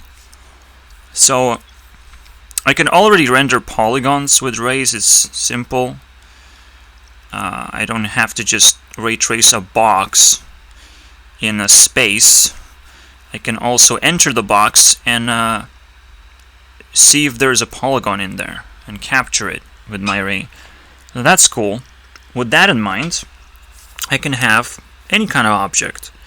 The only problem is where the objects are going to be stored, have to be figured out. And this way, as I looked into the object thing, I'm like, wait, I don't actually need renderer to do anything. I just pick up all the object that Unity is giving me, including every block ever. I'll treat them as objects. I don't care. So I pick up the blocks. Now, I think I will still chunk the blocks together to have less object. I might still bump into an object limit. But for the time being, I will not do that. I'll treat blocks as just something you can literally just pick up, interact as a separate object entirely from everything else. You pick up the object, well, you see other blocks around it. I don't even have to change anything at all. All the blocks are there. Everything is rendered. It's like super smooth. But most importantly, everything is on the Unity side now. So I don't have to worry about this heavy coding that is going on. I just add a block in Unity and I see it. But these are objects, so I have to figure out how to add them. I already know, and I need objects to obviously have something more than just stale blocks. I need items, I need mobs, those basic things. Once I have them, it's like I'm set. I can start doing it. Just need this one thing that can change everything. Because my engine is already fast. I have proven it so many times now. The same thing, but it's mind-blowing to me.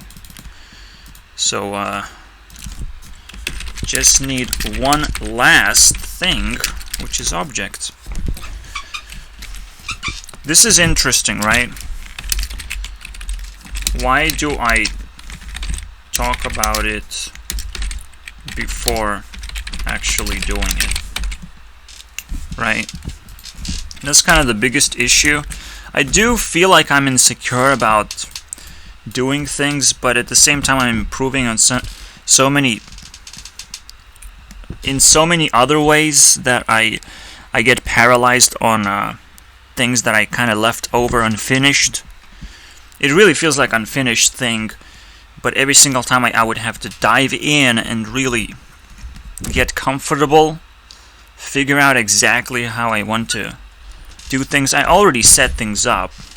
I just need to find a little bit of time and the right mood, even though it never comes, okay? The right mood just never comes. Sometimes I get a sparkle of, I should probably do this right now, you know? That sort of stuff does come, so I pick it up, I call it the right mood, and I do it. But this problem has been haunting me for a long time. I set myself up, so I'm just waiting for the right time to strike. The moment I jump over the edge, the moment I do have objects, everything changes, I believe. I believe I will start, caring so much more, because I'll have that special tool of just adding in things. Putting together a sword or something, and it turns into an item. I can do simple things, and I can do more complicated things, like crafting a mob, or just add a simple block into the list. Now I can use Unity interface, I can work on that. There's a lot of things open up for me, but I need to crack down on that door right now. Because I'm done with rendering. Rendering still has a very complicated programming, and the biggest problem, every single time I finish programming, I have to wait until it compiles the code. My code is finished, then I just wait. It's fucking even just to test it, I have to wait. So every single time I can't just add a new thing and test it. So I can't really work with rendering software in general. But this seems like it was intended solution anyways. It's how I intended it to go. Just add objects, and objects are going to be rendered, and Unity is going to handle the physics. Unity is going to handle the positioning, rotation of all these objects, everything. Everything's still going to work just fine, basically. It's still going to be intuitive for everyone else, which is quite satisfying. I mean, I want to reach that level right now. This is why I care about it so much.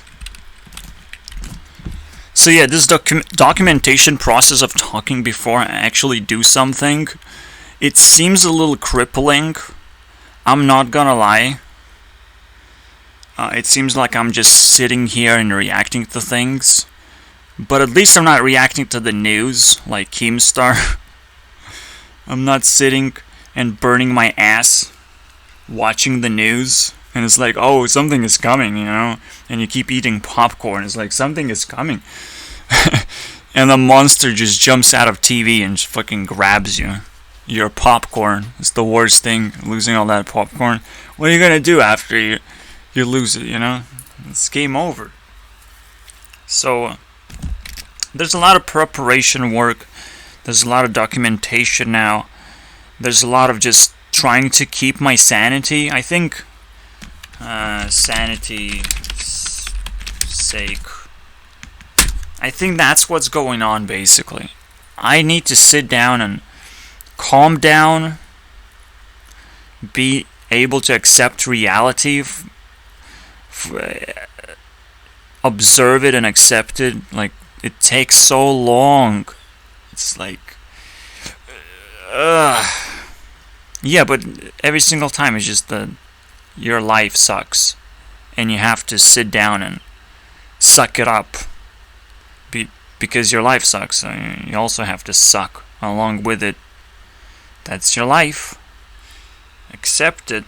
So you have to just gulp that stress back into your body, and hopefully at some point I wake up and I'm like, oh, I'm a workaholic now. I can do anything. You know, that can happen any moment.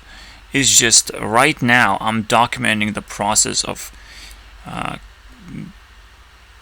even more intensely, I would say. I don't like this. That's why I kind of document it. A hardcore 3 hours each time. Just sit down and document. I don't necessarily like it. There's certain things that I enjoy doing, so that's a part of the documentation. Of course, not everything, but that's now gibberish. That's no gibberish, nothing. Let's, yeah. I really want to dig into this, because this is important, right?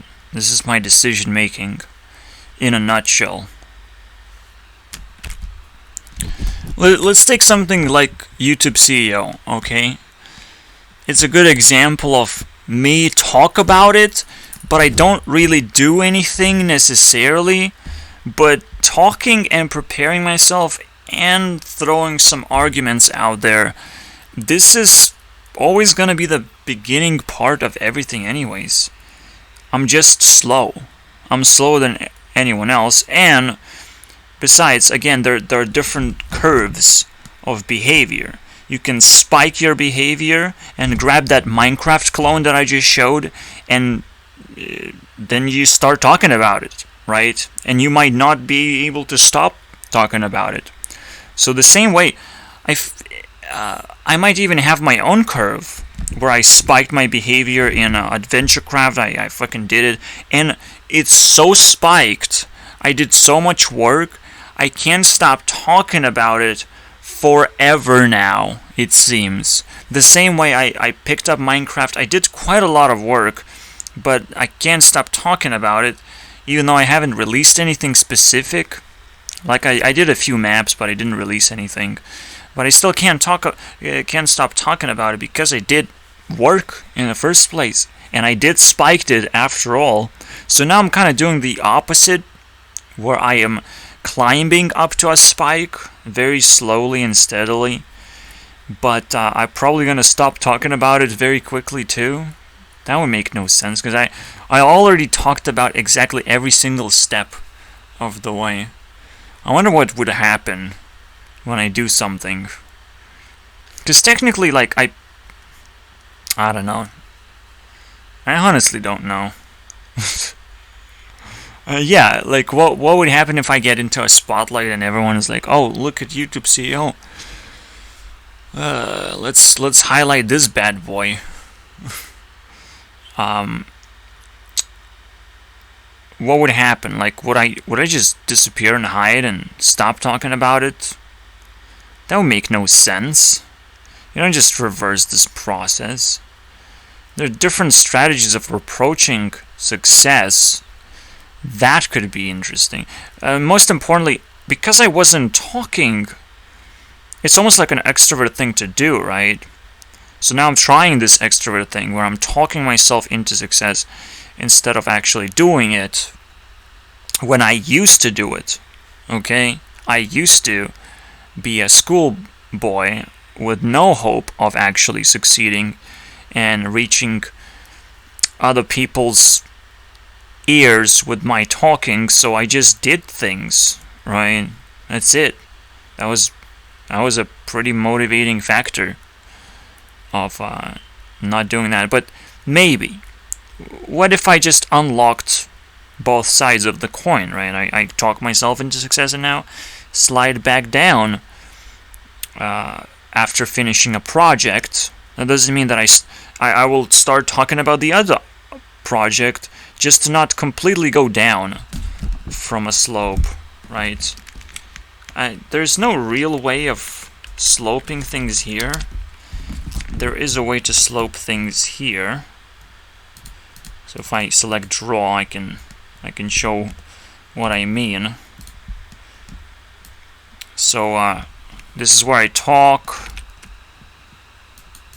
right here, and then I gain success all the way up. And I used to okay, nobody cares for me to talk. I don't care for me to talk because there's not much to say. I was not involved in a community effort to do anything, really. But the moment I reached success, I kind of claimed that ability to talk, and slowly, I kind of bumped up updates on my AdventureCraft thing, and eventually I kind of learned how to reverse this whole thing, this whole operation, especially after I hit Unity. So after I hit Unity, I'm trying to grab onto this Kickstarter thing, but it seems that I can't just grab on it.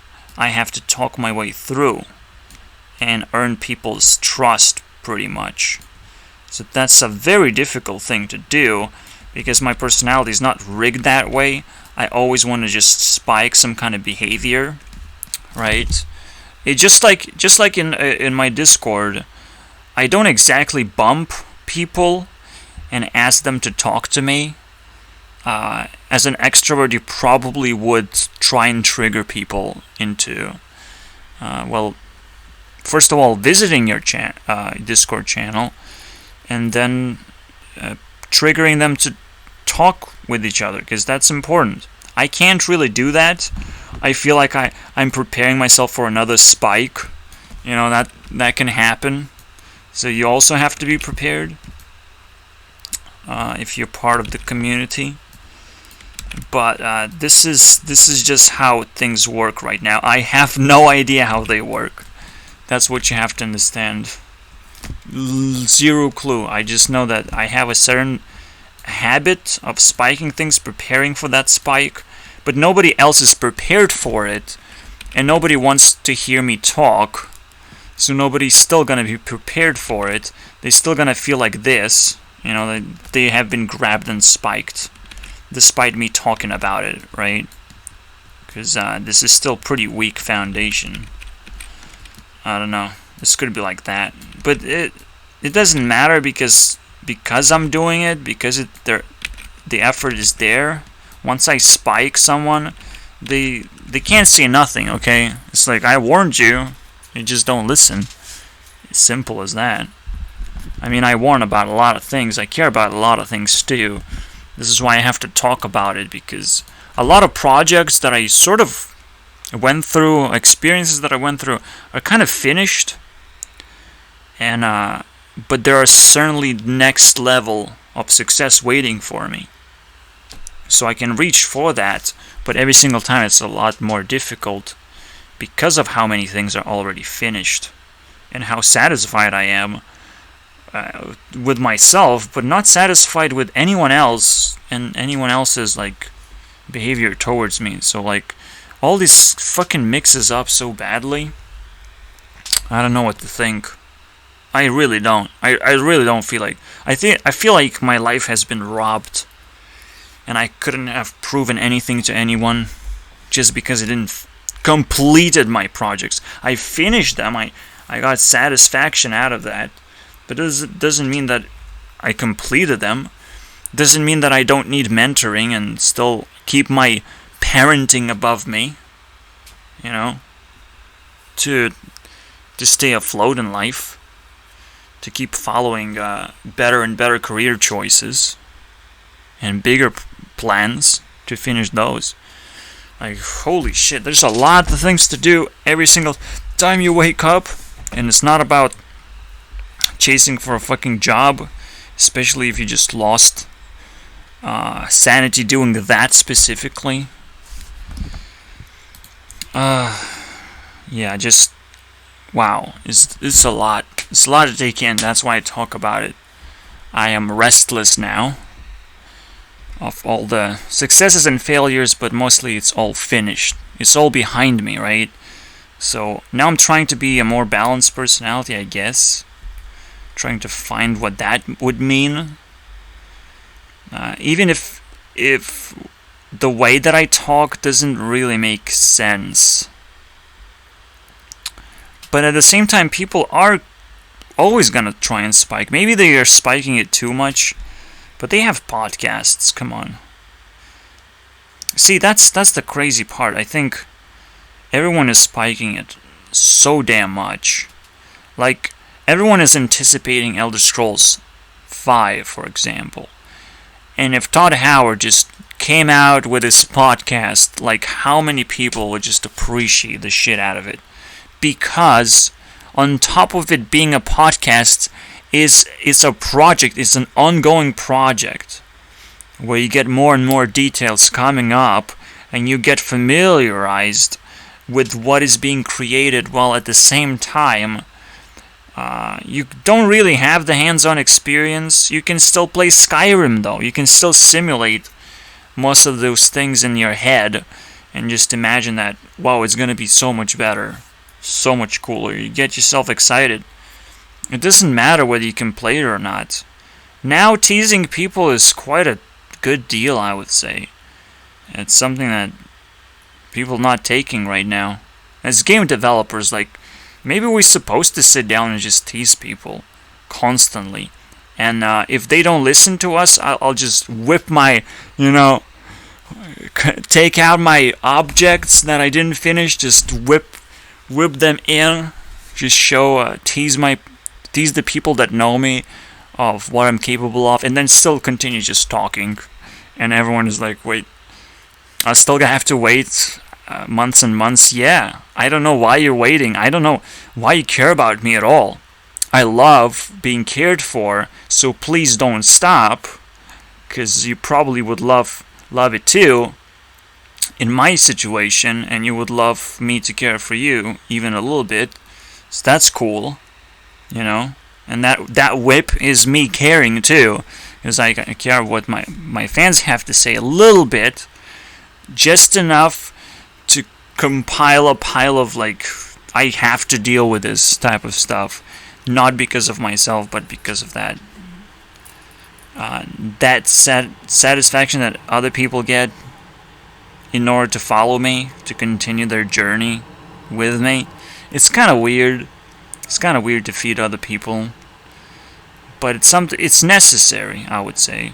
Like, if you look at hot girls, they're desperate to feed their fans, and you kind of have to appreciate that.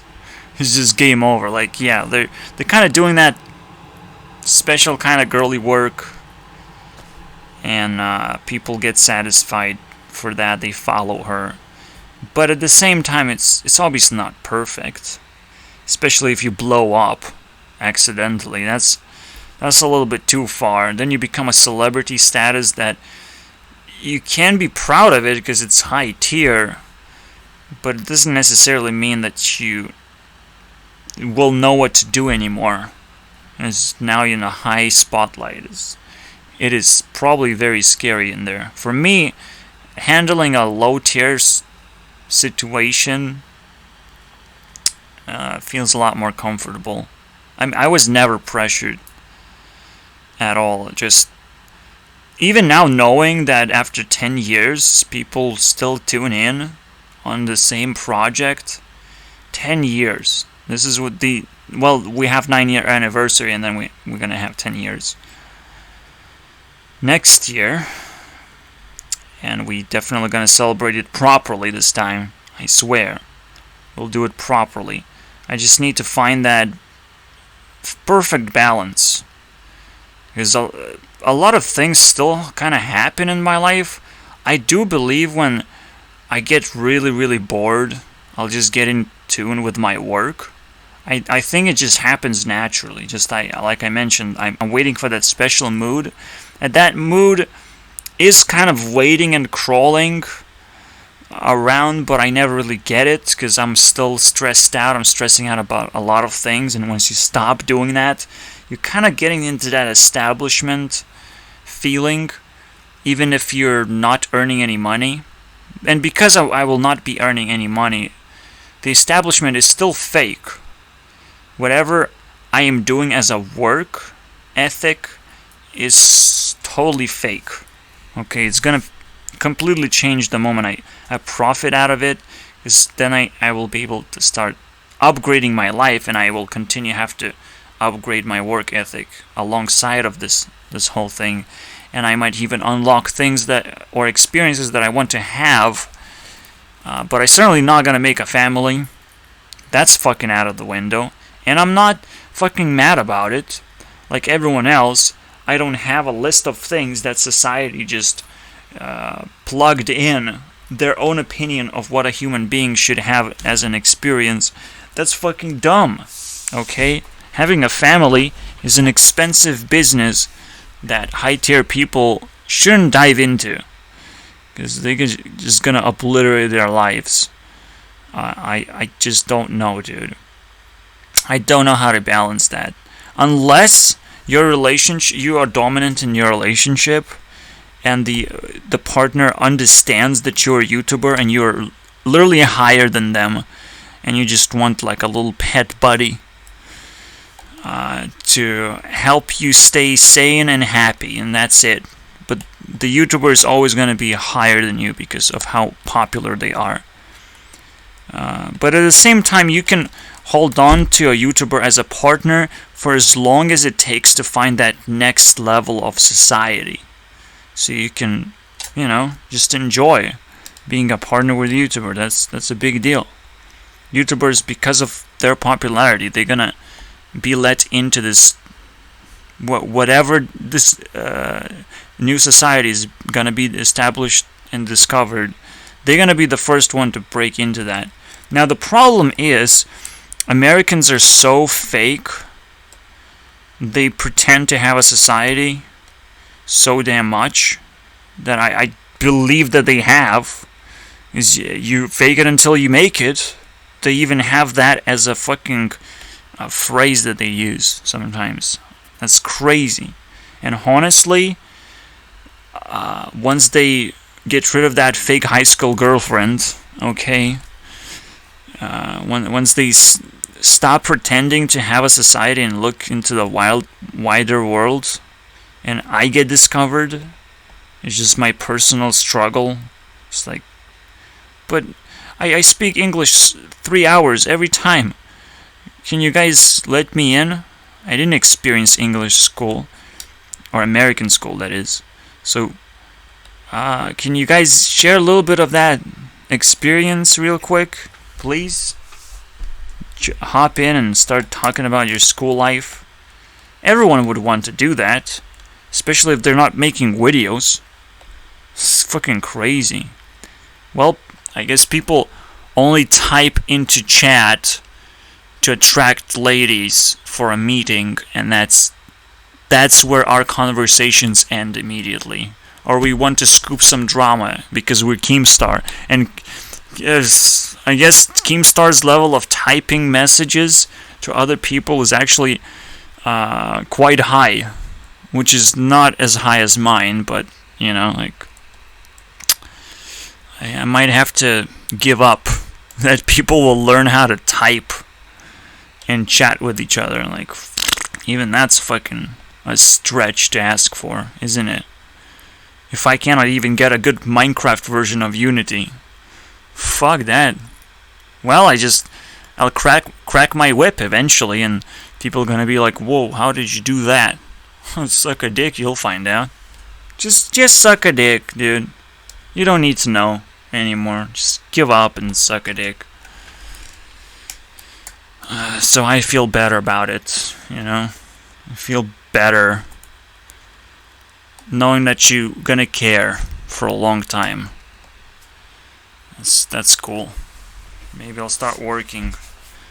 But I will not stop, again, changing my work ethic until I get paid.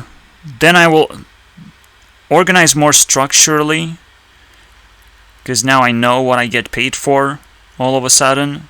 So now I know what to do more and how to start managing this process of selling an actual product. Like, wow.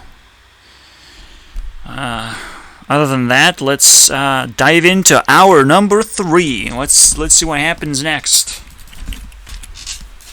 I'm gonna officially change Cake Bakery into YouTube mining. This is how it feels like now, because the priorities are changing. But I set myself up all the way back here, just so I could potentially rewind.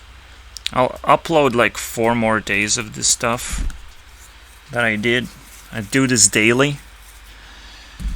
I watch YouTube videos daily. That's how it works. Okay. There's no escape from it. But that's fine. It's my job now, after all. So YouTube mining, that's no longer cake baking. It's a big deal. And even though it works very, very similarly, I just click the button, I make sure to pick up people and give them the credit. But that credit is now tied with the overall success of the day. If I have a successful day, I will give a lot of credit. If I don't have a successful day, they might get 0, nothing, literally nothing. So the overall experience matters, while the individuals don't matter that much anymore. So that might evolve into something else as well, like they're different teams, and the people have different personalities so they could turn every day into something interesting potentially, and have different dynamics depending on what people I bump. At the same time, I will be bumping a lot of people and mining a lot of people to make sure that the teams equalize. So I'm preparing myself for like deeper and deeper investment into this. This new dynamic surely makes a lot more sense than just raw point giving to people. Simply because a good day is going to inspire me. Well, it is just gonna give me the influence to keep moving forward in life.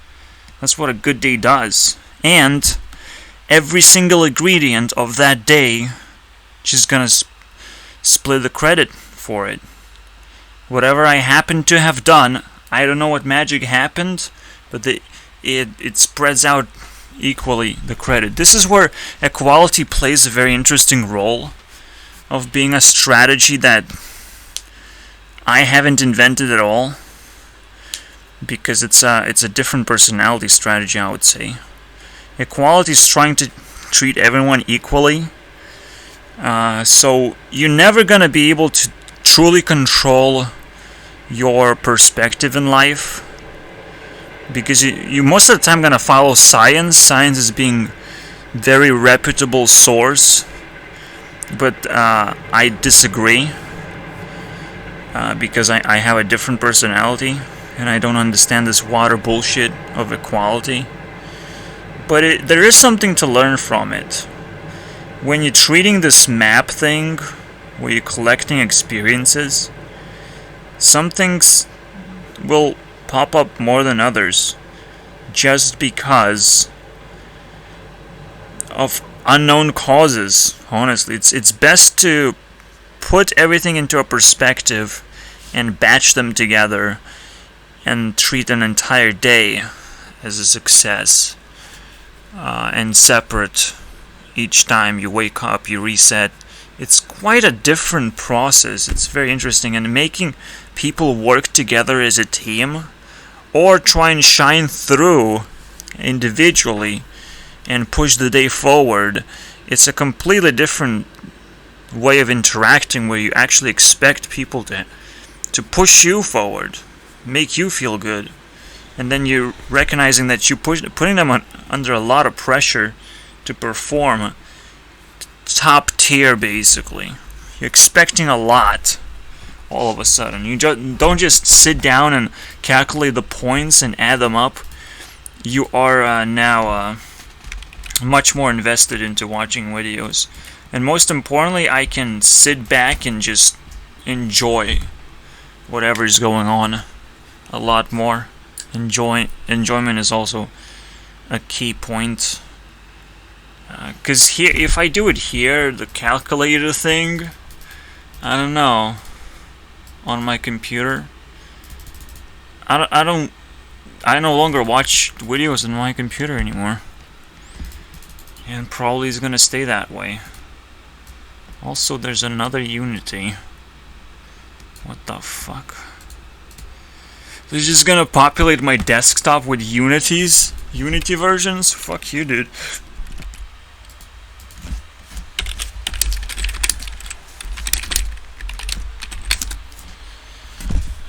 This is mainly because women get pregnant.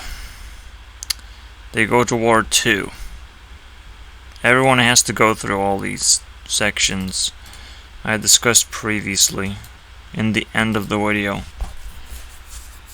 So it also it's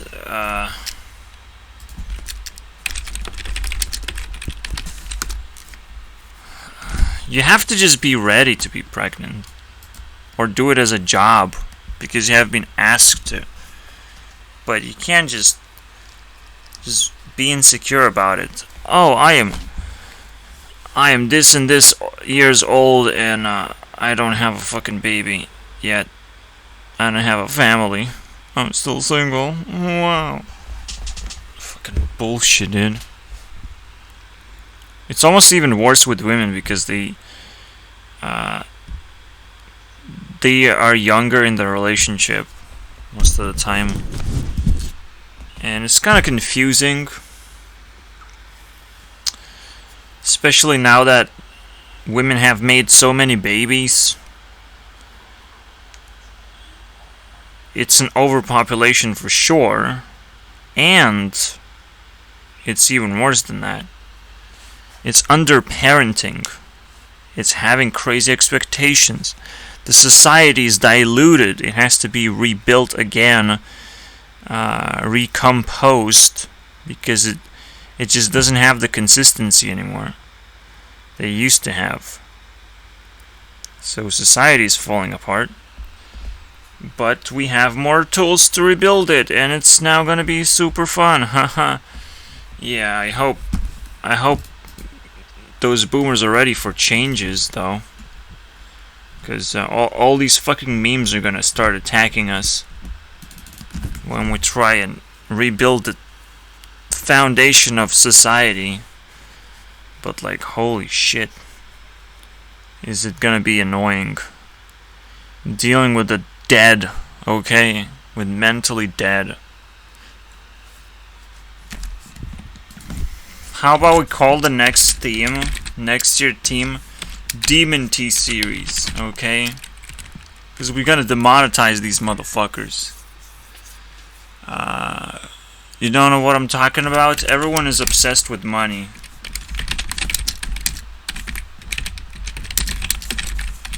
It's out of control, honestly. It's mixed up with this survival mentality that some people have. But this survival mentality feeds the rich people, and they think they can allow themselves to survive, quote unquote. Just waste money for their own self-esteem and that sort of stuff. Because they look at the poor constantly, and they pick up on the same fucking mentalities. Like, this is fucking bullshit. While poor pick up on the rich, and they waste money, and get obsessed even more. Get obsessed with lottery and shit. Like, holy fuck, it's a mix of fucking insanity right there. So, Demon T series, I want to just demonetize a bunch of channels right now. I'm pissed. I'm maybe royally pissed. That's a nice little thing. Because most importantly, I want to welcome new people into YouTube more than appreciate the old ones that are on the map. I put the old ones so that it's a team, so that it's some kind of theme that they represent, and once they represent that theme, it's game over. New people can start coming in and showing what they have made for themselves and for us. Why should we fucking care about the old shit? Besides, it just keeps gonna keep coming too. Like, and new people might eventually even replace the map, and I have to keep my eyes peeled for that shit. Okay, for people improving on the formula or whatever is going on YouTube. I mean, this is always gonna happen after all. So the most important thing at that point is staying monetized, and how we are gonna be capable of demonetizing people. Mostly if they are financially secure, you are demonetized. And let's see what happens then. Turns out Swoozie had a similar statement saying that women have all the power. So might as well figure out how much power we can take back. Because that's a lot of shit that you have to do just to get that first successful date. Just a date. Just make it successful. How much you have to pay for it? Holy shit, dude. Impressive. It's impressive. You have to buy a car and buy her food, and then still give her plenty of respect to the point where she gonna is soft enough to give you something in return to allow it to be a successful date. Now, that's Swoozie's opinion, okay? For me, I don't know where to start having a successful date. I don't think the standards are set. The standards are for the ones who are fucking rich. Those are the ones who can afford to hold standards in the first place. And you follow those standards, again, just like obsession with money, poor people are obsessed with acting like rich people, and vice versa, okay? So, holy shit. You're gonna pick up some stupid ideas and pretend that these are standards. There's always a way to bend the rules and change expectations and make yourself comfortable despite you being fucking poor, okay? And if women don't like you, then you shouldn't like them. It's just that simple. Another thing, internet, okay? Now you get to compare how pretty the girl is and how much she tried, how hard she tried. So you're gonna pay back eventually. But now, right now, this scam is on, basically. You can prep the greatest trailer of all time, but you have to perform as well. And you kind of want to pay for the performance and not pay for the, meeting up. Meeting up now means nothing. Okay, meeting up is texted to soften it up, but then when it actually happens, everyone is kind of spicing it up with mistakes and bullshit. So there's no reason to actually do it in fashion, in style, buying all these things. Like, oh my god, just buy yourself some future, buy yourself some time, okay? Time to think, time to fucking relax, time to improve yourself. Can you buy that for yourself a little bit? And then you buy me coffee for advice. Fine, I'll just take a cup of shit, okay? I got plenty of coffee. I just need food, okay? Just buy me food. Get me into a date. I'm not gonna kiss you, so it's gonna be a failed date. But at least I get some food out of that shit. Fucking, I'll act homeless. You just have to pretend that you're feeding homeless. That's it. That's a honorable thing to do.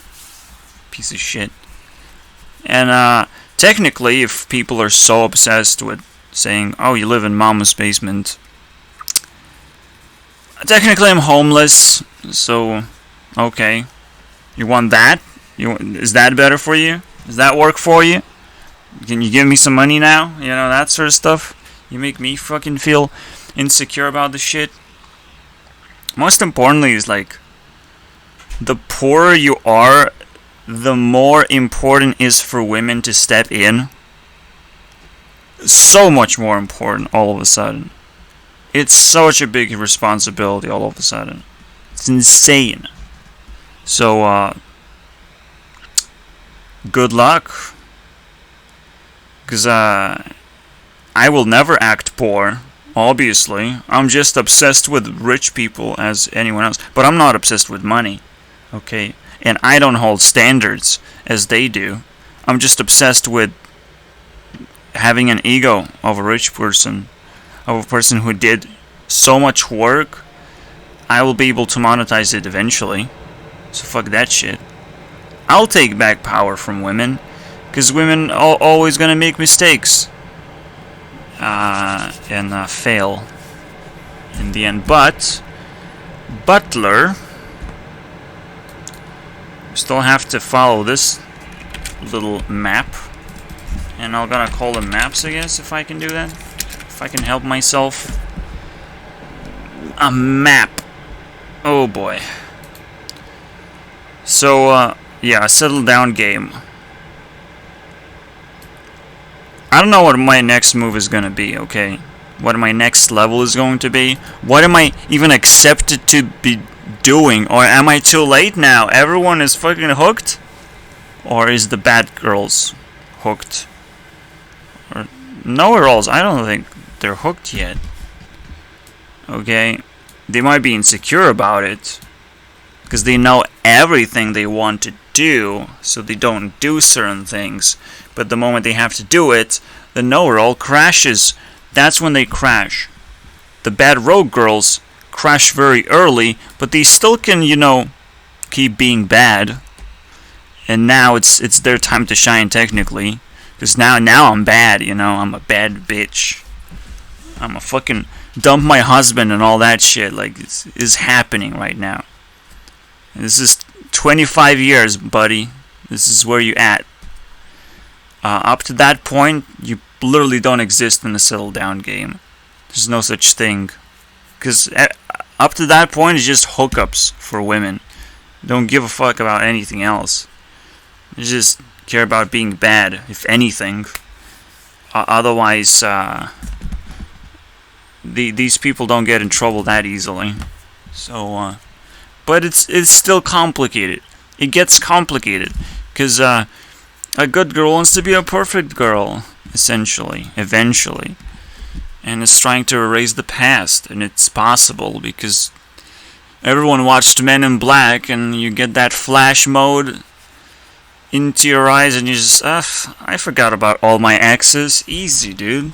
Exes are exes, that's it. It's just adventure completed. You know, I played a game. I'm sorry. I'm sorry that my laptop was too expensive for you, okay? Yeah, I bought some expensive laptops, I get it. Okay, whatever. Just fuck up now. Let's make love, am I right?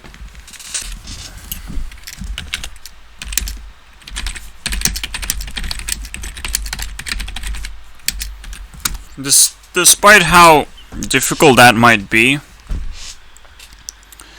especially with women who don't understand what society is and what actual rules are, people again follow just standards to the to the point where I put this down.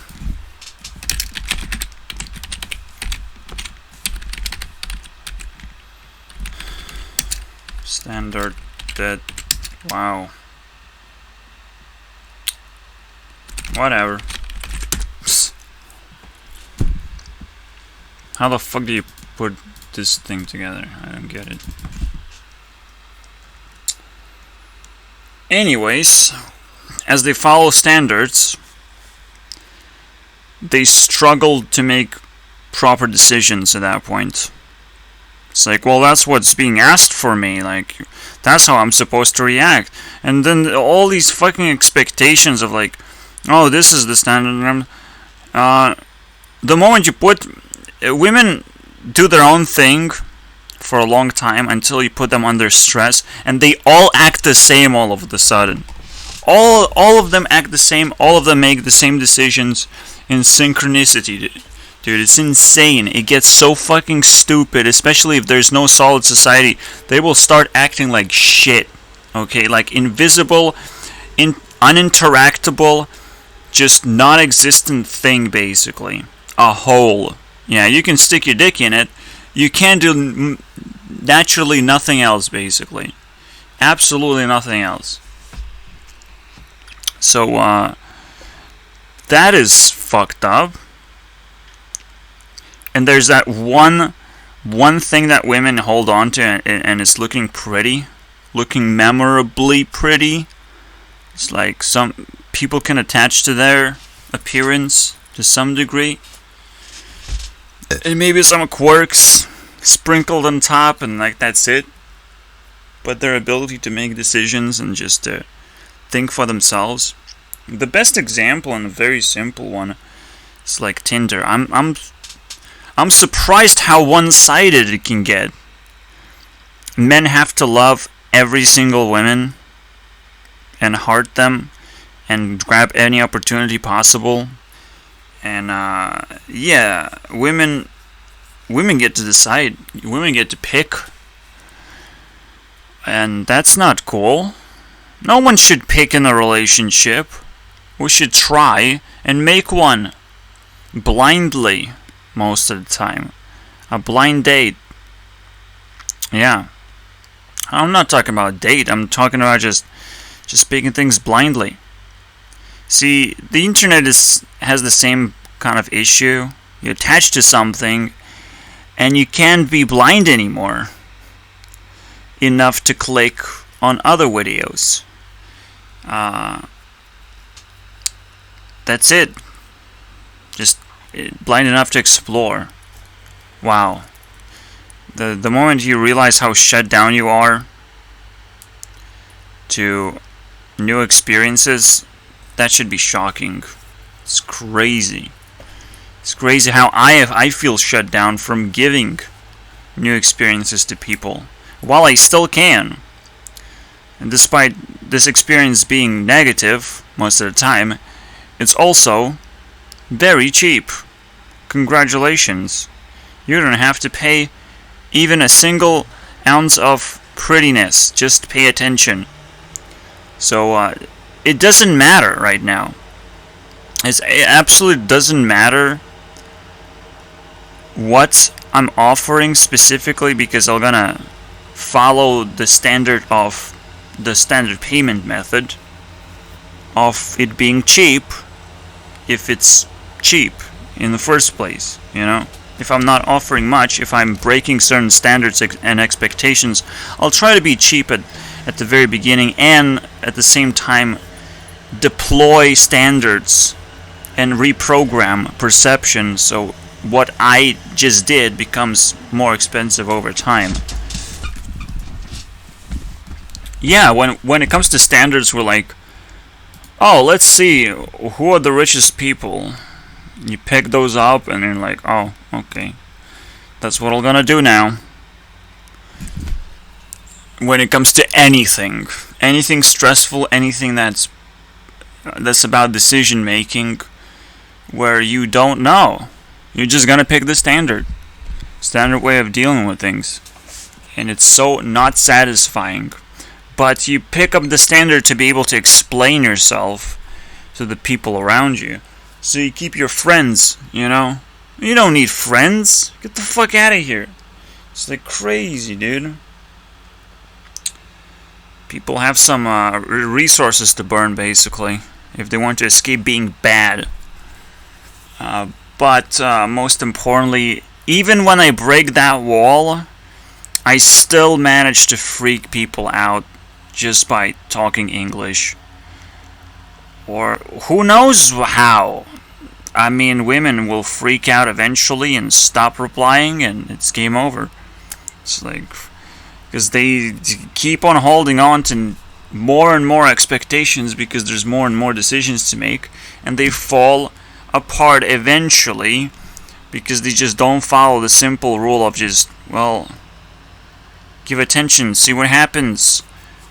Just build something out of something you have. Use the resource that you just received.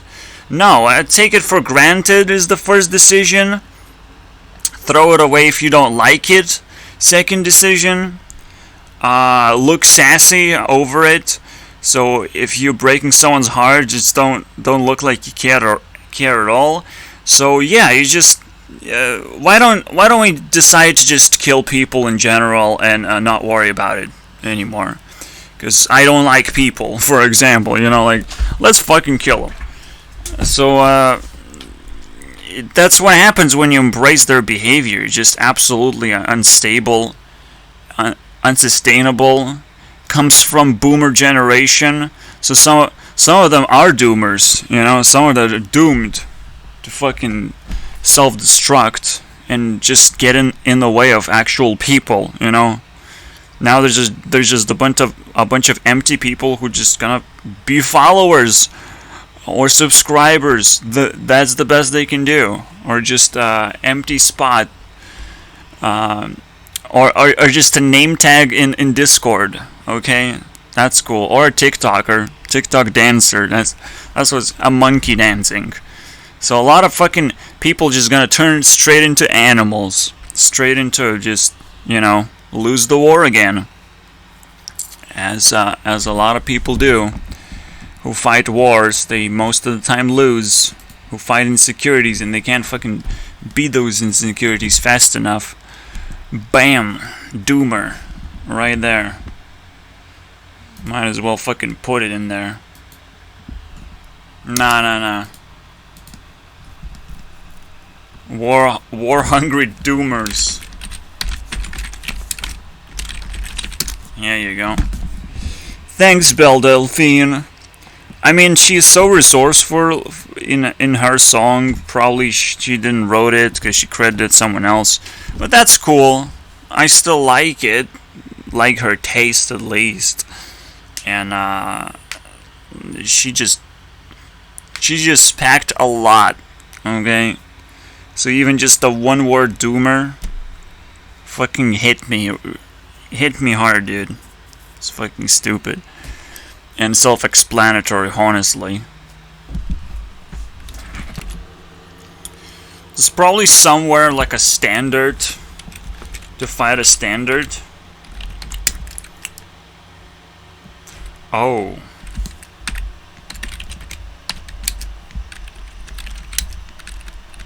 Nope.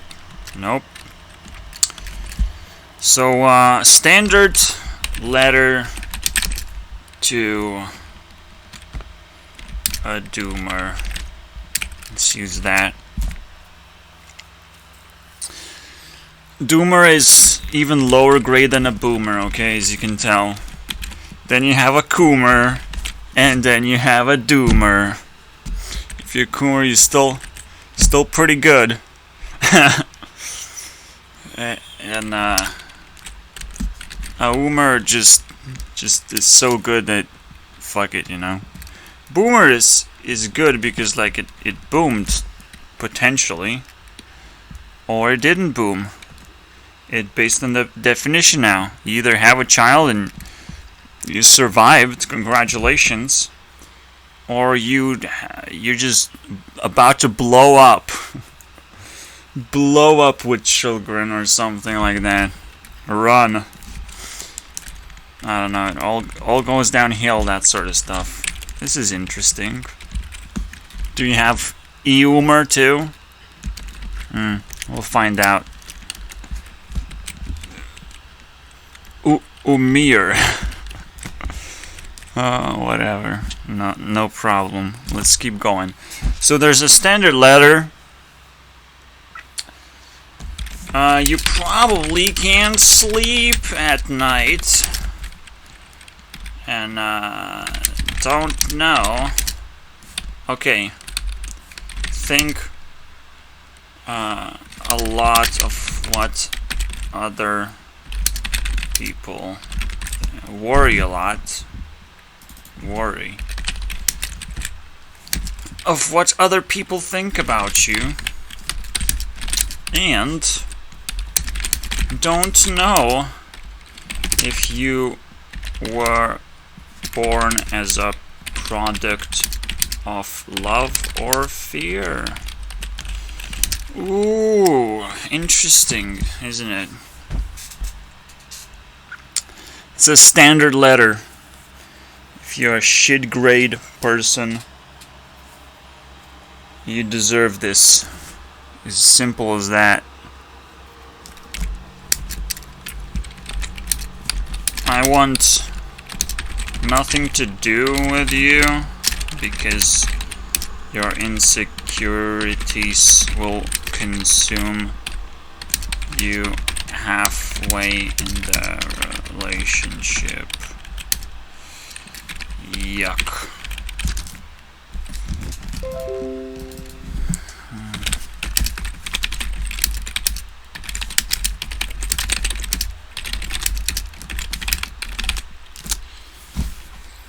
It's annoying, but what's even more annoying is this is kind of like Warzone as well, trying to mature faster than anyone else.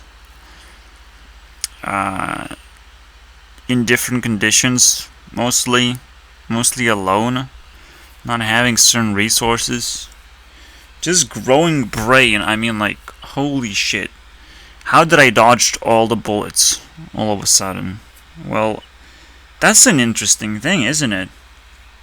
These bullets are kind of easy and hard to dodge at the same time. Women are pretty dangerous. And there's one principle that you have to follow to kind of dodge most bullets, is try and stay being yourself. It just literally doesn't matter much. As long as that version of yourself is actually good, then there's no reason not to be yourself.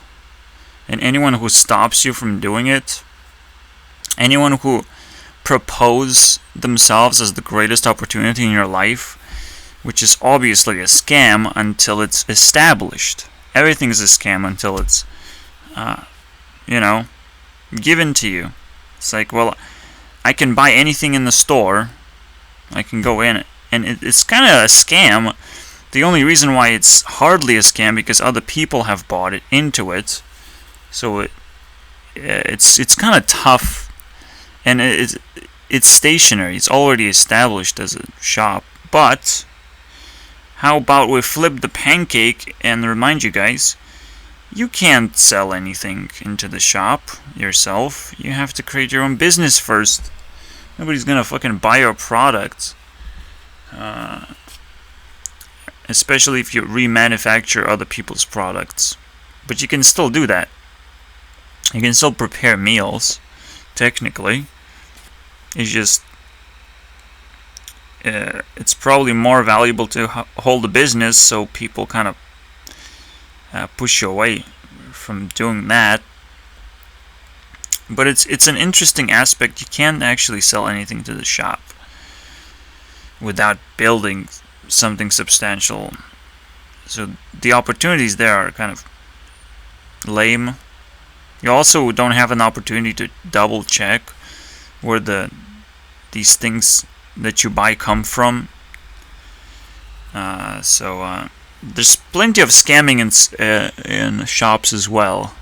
Plenty of trickery and scams, and everyone is trying to, well, embrace that aspect right now. So the biggest problem is just you can never trust a single woman. Never. They just pick up on this idea that all you need is just a few tricks, a few pickup lines. Eventually, someone is gonna fall for your tricks. But you set up for the same fucking problem. This is a very stupid game to play because you are risking the same amount as you're trying to trick another person. You're risking that someone will not only not fall for your traps, they know your traps, they dismantle those traps, they will make you feel that someone fall for it, and just, it's an entirely just, entire table just gets flipped on you, and your heart gets stolen. It's like, that's not a good fucking deal. So being yourself means you constantly develop yourself, not try to fucking trap anyone else, and definitely don't take government job where your literally job is to trap other people into submission to the government. That's not a good idea, you know? It's not a good idea to train yourself exactly that and be trapped yourself in that lowest tier possible, which is tier 1, where you can still considerably respectable person, but like, Jesus Christ. Once your identity is broken down, you kind of have to be ashamed of yourself, of every single thing you do, and it gets harder and harder over time, depending, you know, on how close to society you are. So every single time a society closes up on you, you kind of want to step aside and, oh, I'm a policeman, I should probably be ashamed of what I'm doing, you know? Like, because society is going to be naturally peaceful and won't need any of this shit, and every single time a policeman comes in and we're just like, what the fuck are you doing here? We don't need your help. We don't need nothing. What happened? You know, you're trying to rip apart our society. What the fuck is going on? So, yeah, police literally has to protect themselves from trying to hop into society. They have to, like, circle around society as best as they can to not get completely destroyed by higher tier people. Because if you anger them, like, you lose your job. It's just, that's simple as that. You just lose it. Now the question is, like, have we finalized, established how society looks like? Or is it constantly dying and resurging every single time? I think that's what's happening, right? It's a death and resurgence every time. Every time we make a mistake, our society gets diluted. We don't know what we're doing anymore. We're tricking each other. We get ourselves into a war situation and think that's a good idea, but like, fuck that. I don't like that at all. Even this idea, somehow we're naturally at war, like, it's as scary as it gets. We're naturally at war from a very beginning, because we don't know what else to do. Everything we're doing is a mistake, so we kind of sometimes give up on just making mistakes and like, that's who I am. But at some point you will realize that's not who you are. You can do better. Every time you can do better. Once you realize every time you can do better, you can keep on trying to be better, and even that's not who you are, because trying to be better just by yourself kind of separates you from society. So like, okay, you're trying to now dive into the society and grab as many people as you possibly can, at least in terms of what you're interested in.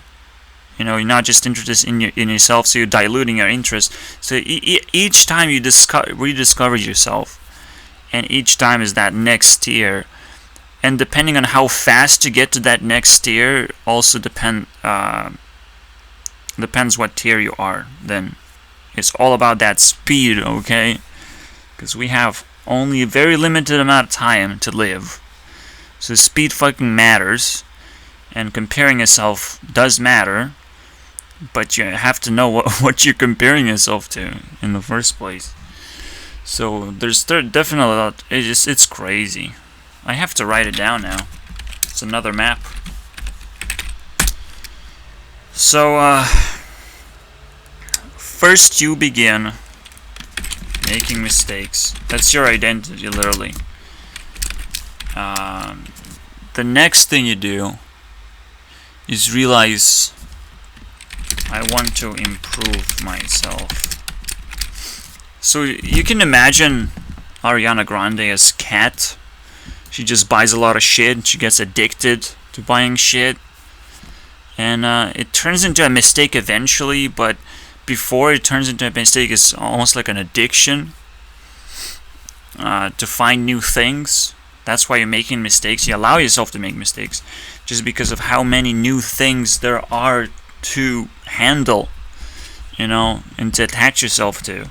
For a limited amount of time, for sure, but like that's the whole point. Is to learn that. Learn that specific limit of how long something is interesting to you. That's very, very interesting in general, right? Like, as ironic as it sounds, it's just interesting in general to know how long you're interested. So then you improve yourself. That's an earth thing to do.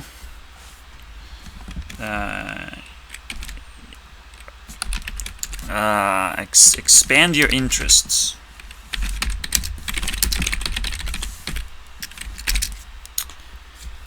So while you have been addicting yourself and focusing on yourself, you have to expand your interest based on what other people did. Now you have to learn from other people quickly. Now I'm like, holy shit, speed matters. What am I supposed to do? Definitely, like, there's nothing you can do. You can't control yourself. You can't do anything, honestly. Besides improving yourself in general, then you have wings, and you have to use those wings now, and it's the scariest thing ever. But if it's scary, then you can improve yourself to make it less scary somehow, and you just keep doing that fucking weird amount of work, whatever it takes, and you sometimes even reset everything to double check if you want to improve on the previous aspect, just to be able to move forward faster as well. So no one is safe from this fucking tier list. And just reaching a maturity age of 25, that is not middle age. That is not a completion of anything at all. You might just become aware of relationships and how they work. So you might want to expand your interests finally. Okay, this is finally when shit gets loose. The start game. It's not the end game, it's the start game, guys. Well, you know what game you want to play, and you play that game. You play into that game because you have to improve yourself properly to discover what kind of game you're capable of playing in the first place, what kind of opportunities you can maximize, because when you maximize opportunities, that's when shit happens. That's when you're working to the max, okay? When you become workaholic, when you... Yeah, if it all goes well, I unlock this opportunity, and I max it out too. I want to fucking figure out what is the maximum amount of objects I can handle. What's gonna happen when I handle those objects, because this is completely new territory. You saw how laggy Unity is when you're just handling polygons in just one place. You don't actually ray trace into those polygons. And so what happens when I turn all these blocks into objects? I don't know what happens. What can you do with that? There's uncharted territory of new skills, new system, perks that you can pick up. I'll try and do that. I'll try and unlock that. And once that happens, usually you have improved yourself to that maximum degree. You have picked up something really, really powerful. Something that will expand your interests automatically because other people are now interested in your interests. you know, because you have improved so much. So, or you have picked up something like ridiculous, basically. Now, yeah, making Facebook as early as 25 years old, like that's a cool achievement, but it's just a part of improving yourself. You have achieved something. Now you have to expand your interest. And the question is, how quick is Zuckerberg in doing so? Like, that's the real question. And now he's becoming quite interesting to me, personally, okay? Maybe we're gonna put him on the map somewhere. Holy shit, that would be nice. What is the final step?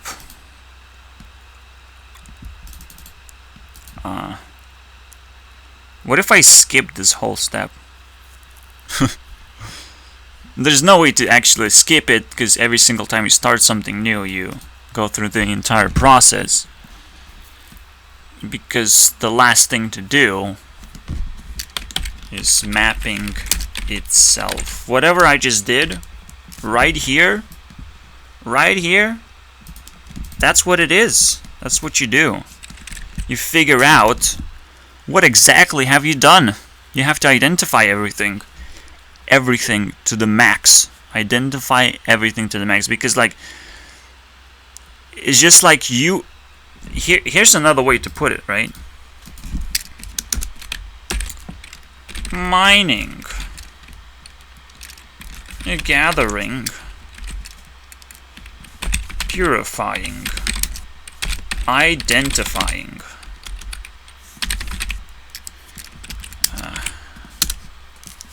You get addicted to mining a certain type of resource. You're always gonna get addicted to just one specific thing, because your perspective is so narrow. But then you gather that resource. You might not just throw it away, or you start storing resources, okay? So maybe I just put, well, I guess collecting is a lot better word. Collecting. Which will force you to mine different things. Okay, will expand your interests automatically, but you will not care about it specifically, right? It all happens automatically. By making mistakes, you improve yourself, but it doesn't mean that's your main interest right now. You just haven't, you know, made enough mistakes to learn how to make mistakes in a healthy way, so you start improving yourself as your next interest, because you automatically make mistakes, you automatically pick up new things, and automatically not make mistakes that are already made. This way, you're not a bad person anymore, because you're not full of mistakes. That's what makes a person bad, okay? It's how many mistakes you make in life. How willing you are to trap other people in your mistakes that you have made, to try and like prove something when nothing gets proven. I told you, survival doesn't make you stronger. It just maybe brings a little bit of sanity of like, yeah, that's exactly what you have to do, is like stop making mistakes by making mistakes that are simulated or whatever. So playing games is a thing that guys learn very quickly. It's like that's very entertaining. You're simulating a lot of things, and you're learning from that. You're learning how your behavior is supposed to look like, right? Because you're put into so many different situations. It's crazy. It's crazy. Gaming is the most addicting thing, and for a good reason.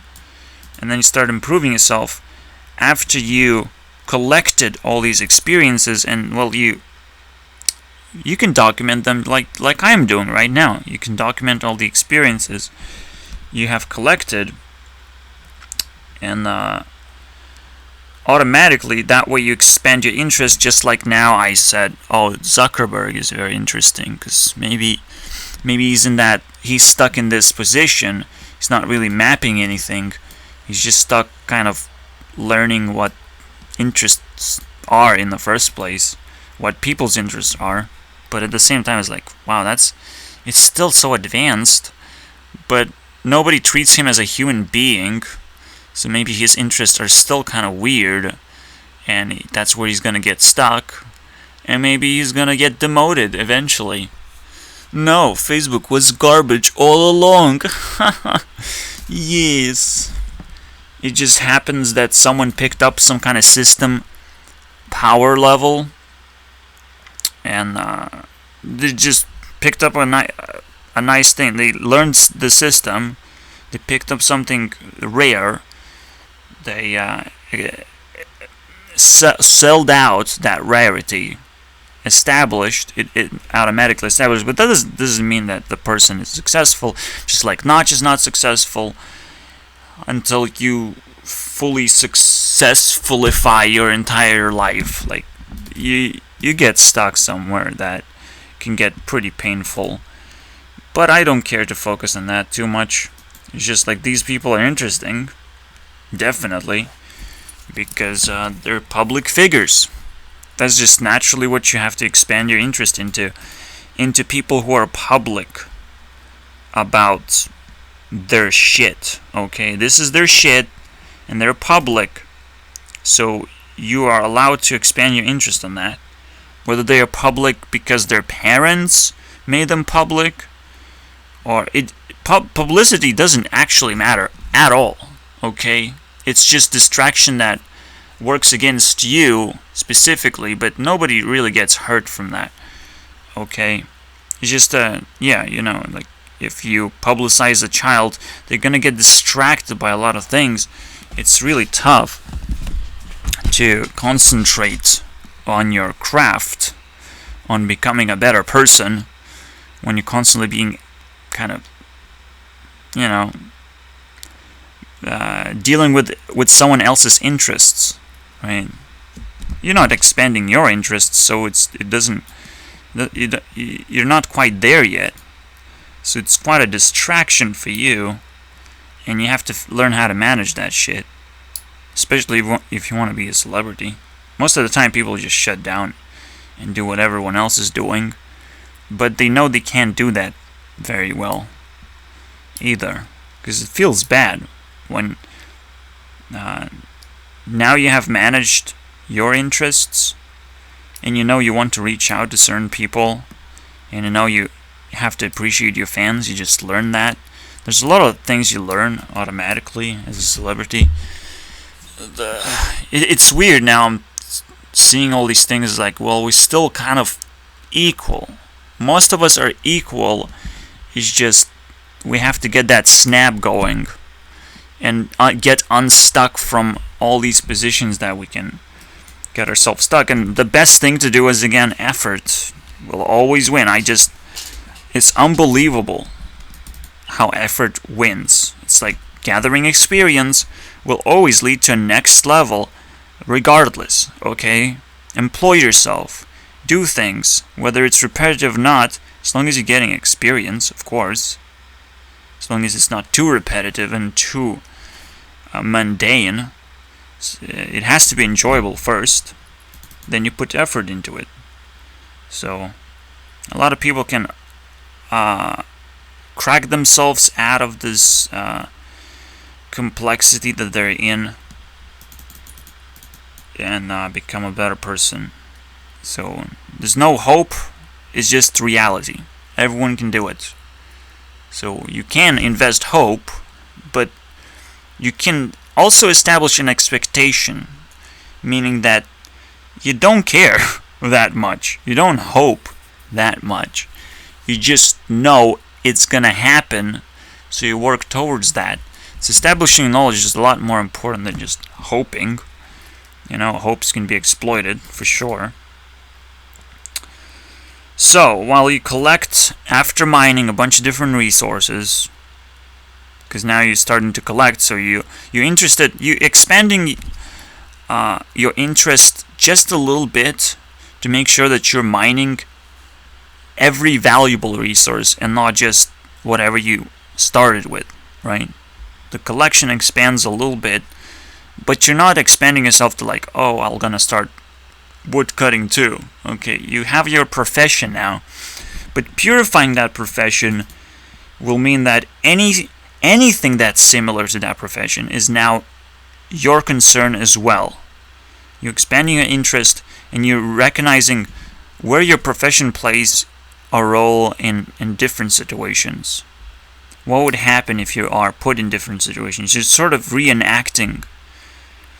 This is why actors become celebrities very quickly, but they are kind of useless in the real world.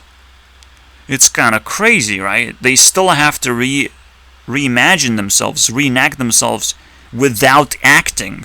What would happen if they lose it because they're so good at it? They're so good at pretending to be useful. But what would happen if they actually needed to be useful? How would their acting actually help? You know, that's a tough situation. So you have to keep on purifying your identity, your own identity. But once you do that, you can identify anyone else and start mapping that shit out. I'm exploding because, like, it feels like I've already won the race. I did it. I will be creating the society. I win, okay? It's fucking mental.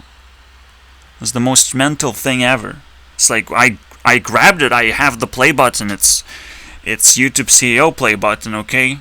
It's something that I'll craft for myself, because who fucking cares, right? It's going to be crafted out of every person's interest and heart put into it and all these things. It's a map. The play button is my work, okay? Because you cannot just once you pick up a play button and you're proud of it, you sold your soul, technically, honestly. And some people even do it to an extreme extent of, like, collecting play buttons. Like, that's fucking stupid. You're just selling your soul and you're happy about it. No. This is the work that matters. Okay, essentially, it turns into a play button if it had to be a play button, you know? That's why effort matters so much. It just turns automatically in what it was supposed to be. It's crazy. It's just mind-blowing to me. And scary, because, like, oh, I guess I summoned a demon, because that's what it has to be this whole time, right? Yeah, fucking assholes. You nailed it. You beaten me up to a pulp by just summoning demons now. Oh wait, maybe those demons are gonna kill you and then turn into something a lot better. Anytime. As you can tell, just like you can become a celebrity, anyone can become an identifier. Okay? I can stress myself out, stretch myself out as thin as possible just to hold on to the success, just because I bleed for it. Just bleed for it. And guess what? I'm easily broken. Okay? Celebrities are easily useless. Collectors are easily, well, forgotten. It's like, well, you have a collection, cool. Top 10 list, what is that? And thank you for your service. I will forget you forever now. And then minors are easily, well, they can do whatever the fuck they want. Easily free from everything. Easily the richest people ever. The minors. The scariest, the fucking craziest. Oh my god, dude. Minecrafters. No, please. Don't kill me. I have so much to live for. So, you have to keep proving your worth to these motherfucking assholes. Because they're the ones ruling the world without knowing. Because there's so many of them. It's like, what part of the world am I ruling? Probably nothing. Oh, thank God. Oh my God. Holy shit. I thought it was gonna say I'm an ant. Holy shit. I'm scared of ants. That's my fear right now. Because ants control minds. They take over your body. They fucking eat you from the inside. They reprogram you. They reprogram your perspective. They're like the gods of the universe, and you don't even know it yet until you hear their voice, okay? Just because I heard Ant-Venom's voice, that doesn't mean I heard every ant's voice in my head. That's fucking stupid, okay? And just because I said something stupid doesn't mean it's stupid, because minors are the scariest thing ever. They have most potential, you know? Potential is something I'm scared of the most. I'm scared of, like, seeing new people on YouTube. I'm mapping out the old ones, and I'm scared of what kind of work I'll have to put in just to satisfy the newbies. You know, like, oh my god, there's a lot of shit I have to keep up with. It's gonna be scary. But that's the mindset you have to have about these people in different tier lists. You have to praise the ones who make it, and the ones who are holding something precious, okay? Because you're a celebrity, you made it, you know, you hold it. But you have to still get that one puzzle solved. How are you useful? You collecting, you holding on to it. It's a physical material. It's hard to get stolen, so you have to know how to allow people to try and steal your shit. You have to put yourself under a little bit more pressure, right? Not just collect things. That's no pressure at all. Life is constantly asking you to stretch yourself a little bit more. And holy shit, if you can squeeze that every bit of stress, you will become tier 4. Every bit of stress just to improve everything you're doing, everything you are, everything you're identifying, everything you're attached to, all these things, if they can improve at maximum speed, you're giving everything you have, because you know it's a good thing to do that. It's just good. It's definitely a lot of stress, and it's painful. But every single time, it's just that the best thing come out of it. It can feel even like you're the closest thing to death. But if that happens naturally, you're the most powerful being at the same time. You can become Linkin Park, something that's beyond being a celebrity status, but you have to hold on to it. And it's the scariest thing. You can break very easily. You made a family, Chester. Your name is Chester? That's fucking stupid, okay? That is stupid. Okay? Eventually, it just breaks. Everything matters. And at this state, tier 4, everything matters. You can't run away from nothing. But the best thing is, whatever you have to hold on to it, and that's the only job you have. The only job is hold on to everything you have, because everything is dying. You know it. You see it. You are the best thing that is out there. You have to hold on to it. And I am saying that to myself, and I'm fucking scared because I did not hold on to my voice. Now, one thing I don't hold on to is my voice. I just spend it as best as I can, because it comes as an effort, right? It doesn't come out of fear. It helps me out a little bit. Nobody takes it anyways, so I'm like, wow, I can spend that. It's free, you know. This is nothing. This is nothing. This is me working on myself, and nobody's even getting in touch with that. This is amazing. It feels crazy. No one is as fast as I am in that regard. So, yeah, sometimes not being famous is a bliss. Absolutely, because when you're famous, everyone just wants a piece of you. Anything you produce is like being sold immediately. Everyone's buying it. Everyone's ready to buy it. Everyone's so obsessed because they know whatever you're selling is purified. So it's going to be valuable to some degree. Or you can trick other people that it's valuable. But most of the time it's just going to be clean. It's not going to produce any problems, so you automatically buy that. But an identifier is the scariest thing ever. Because the identifier will identify what you're doing. I will put you personally in my own place. Just for a second, and you're dead. That 1 second, you can't survive that 1 second, okay? Being the way that I am being. So, that's the weapon of choice, is the voice. With the voice, I can put another person under a lot of thought, pressure, all these things. They have accepted my voice. Congratulations. Now you have to deal with it. That 1 second, can you fucking survive that 1 second? Because a second is everything. A second, whatever I say in 1 second, you have to escape that second. You have to escape my the phrase that I say, basically. It will continue rippling throughout your brain and will not stop. The voices will not gonna stop. And there's just one phrase. Okay? That's the worst time in your life, when one phrase repeats itself over and over again.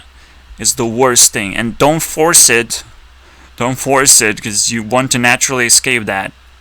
It's literally torture. It's something you can do to yourself, and people will probably even start resonating just if you repeat the same phrase. I feel like,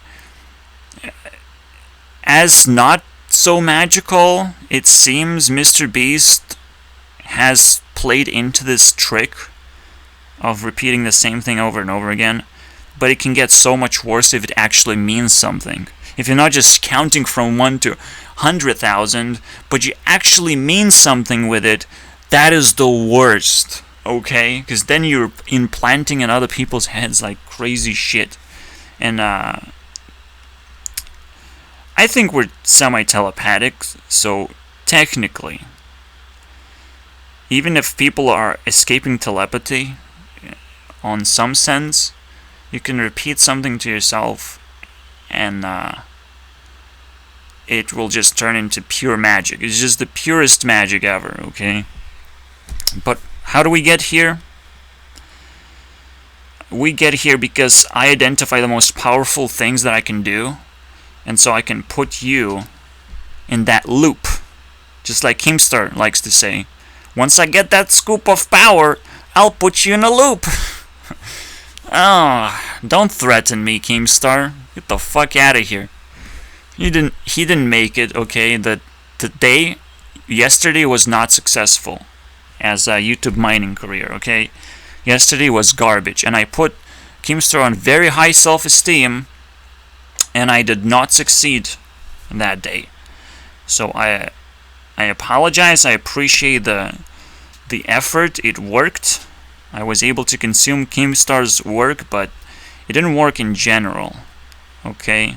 So maybe it could be my fault, it could be everyone's fault who participated, or it could be just Keemstar not being able to finish his goddamn work, because he's the newbie that I explored one more time, and it's like, wow, that still kind of works. I'm still kind of resonating with this, but it's not good enough. So wow, I think the third hour is finished. I have exceeded my limits. This is as far as I can get. Any minutes that I exceed over 3 hours is just madness. It's madness. So, you know the power level of the video, basically. Just based on that. Because the first hour doesn't quite matter, the second hour doesn't quite matter.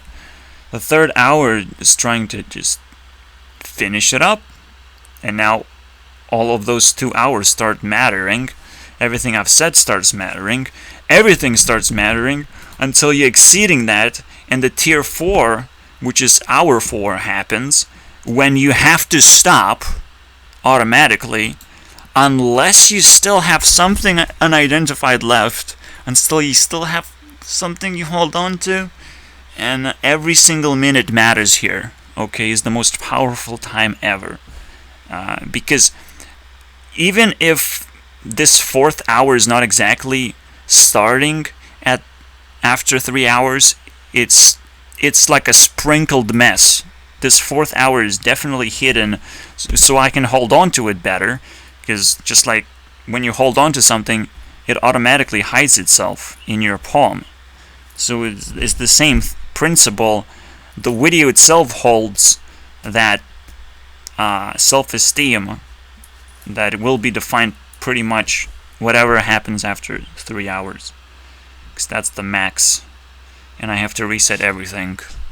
So here you go. It's like day and night cycle. There's always that maximum 24-hour limit. You have to get your sleep, you have to get your food, you have to get that routine going, or you're gonna be dying inside, whether you like it or not. So here you go. This is as far as I can get. 19 minutes over. Wow.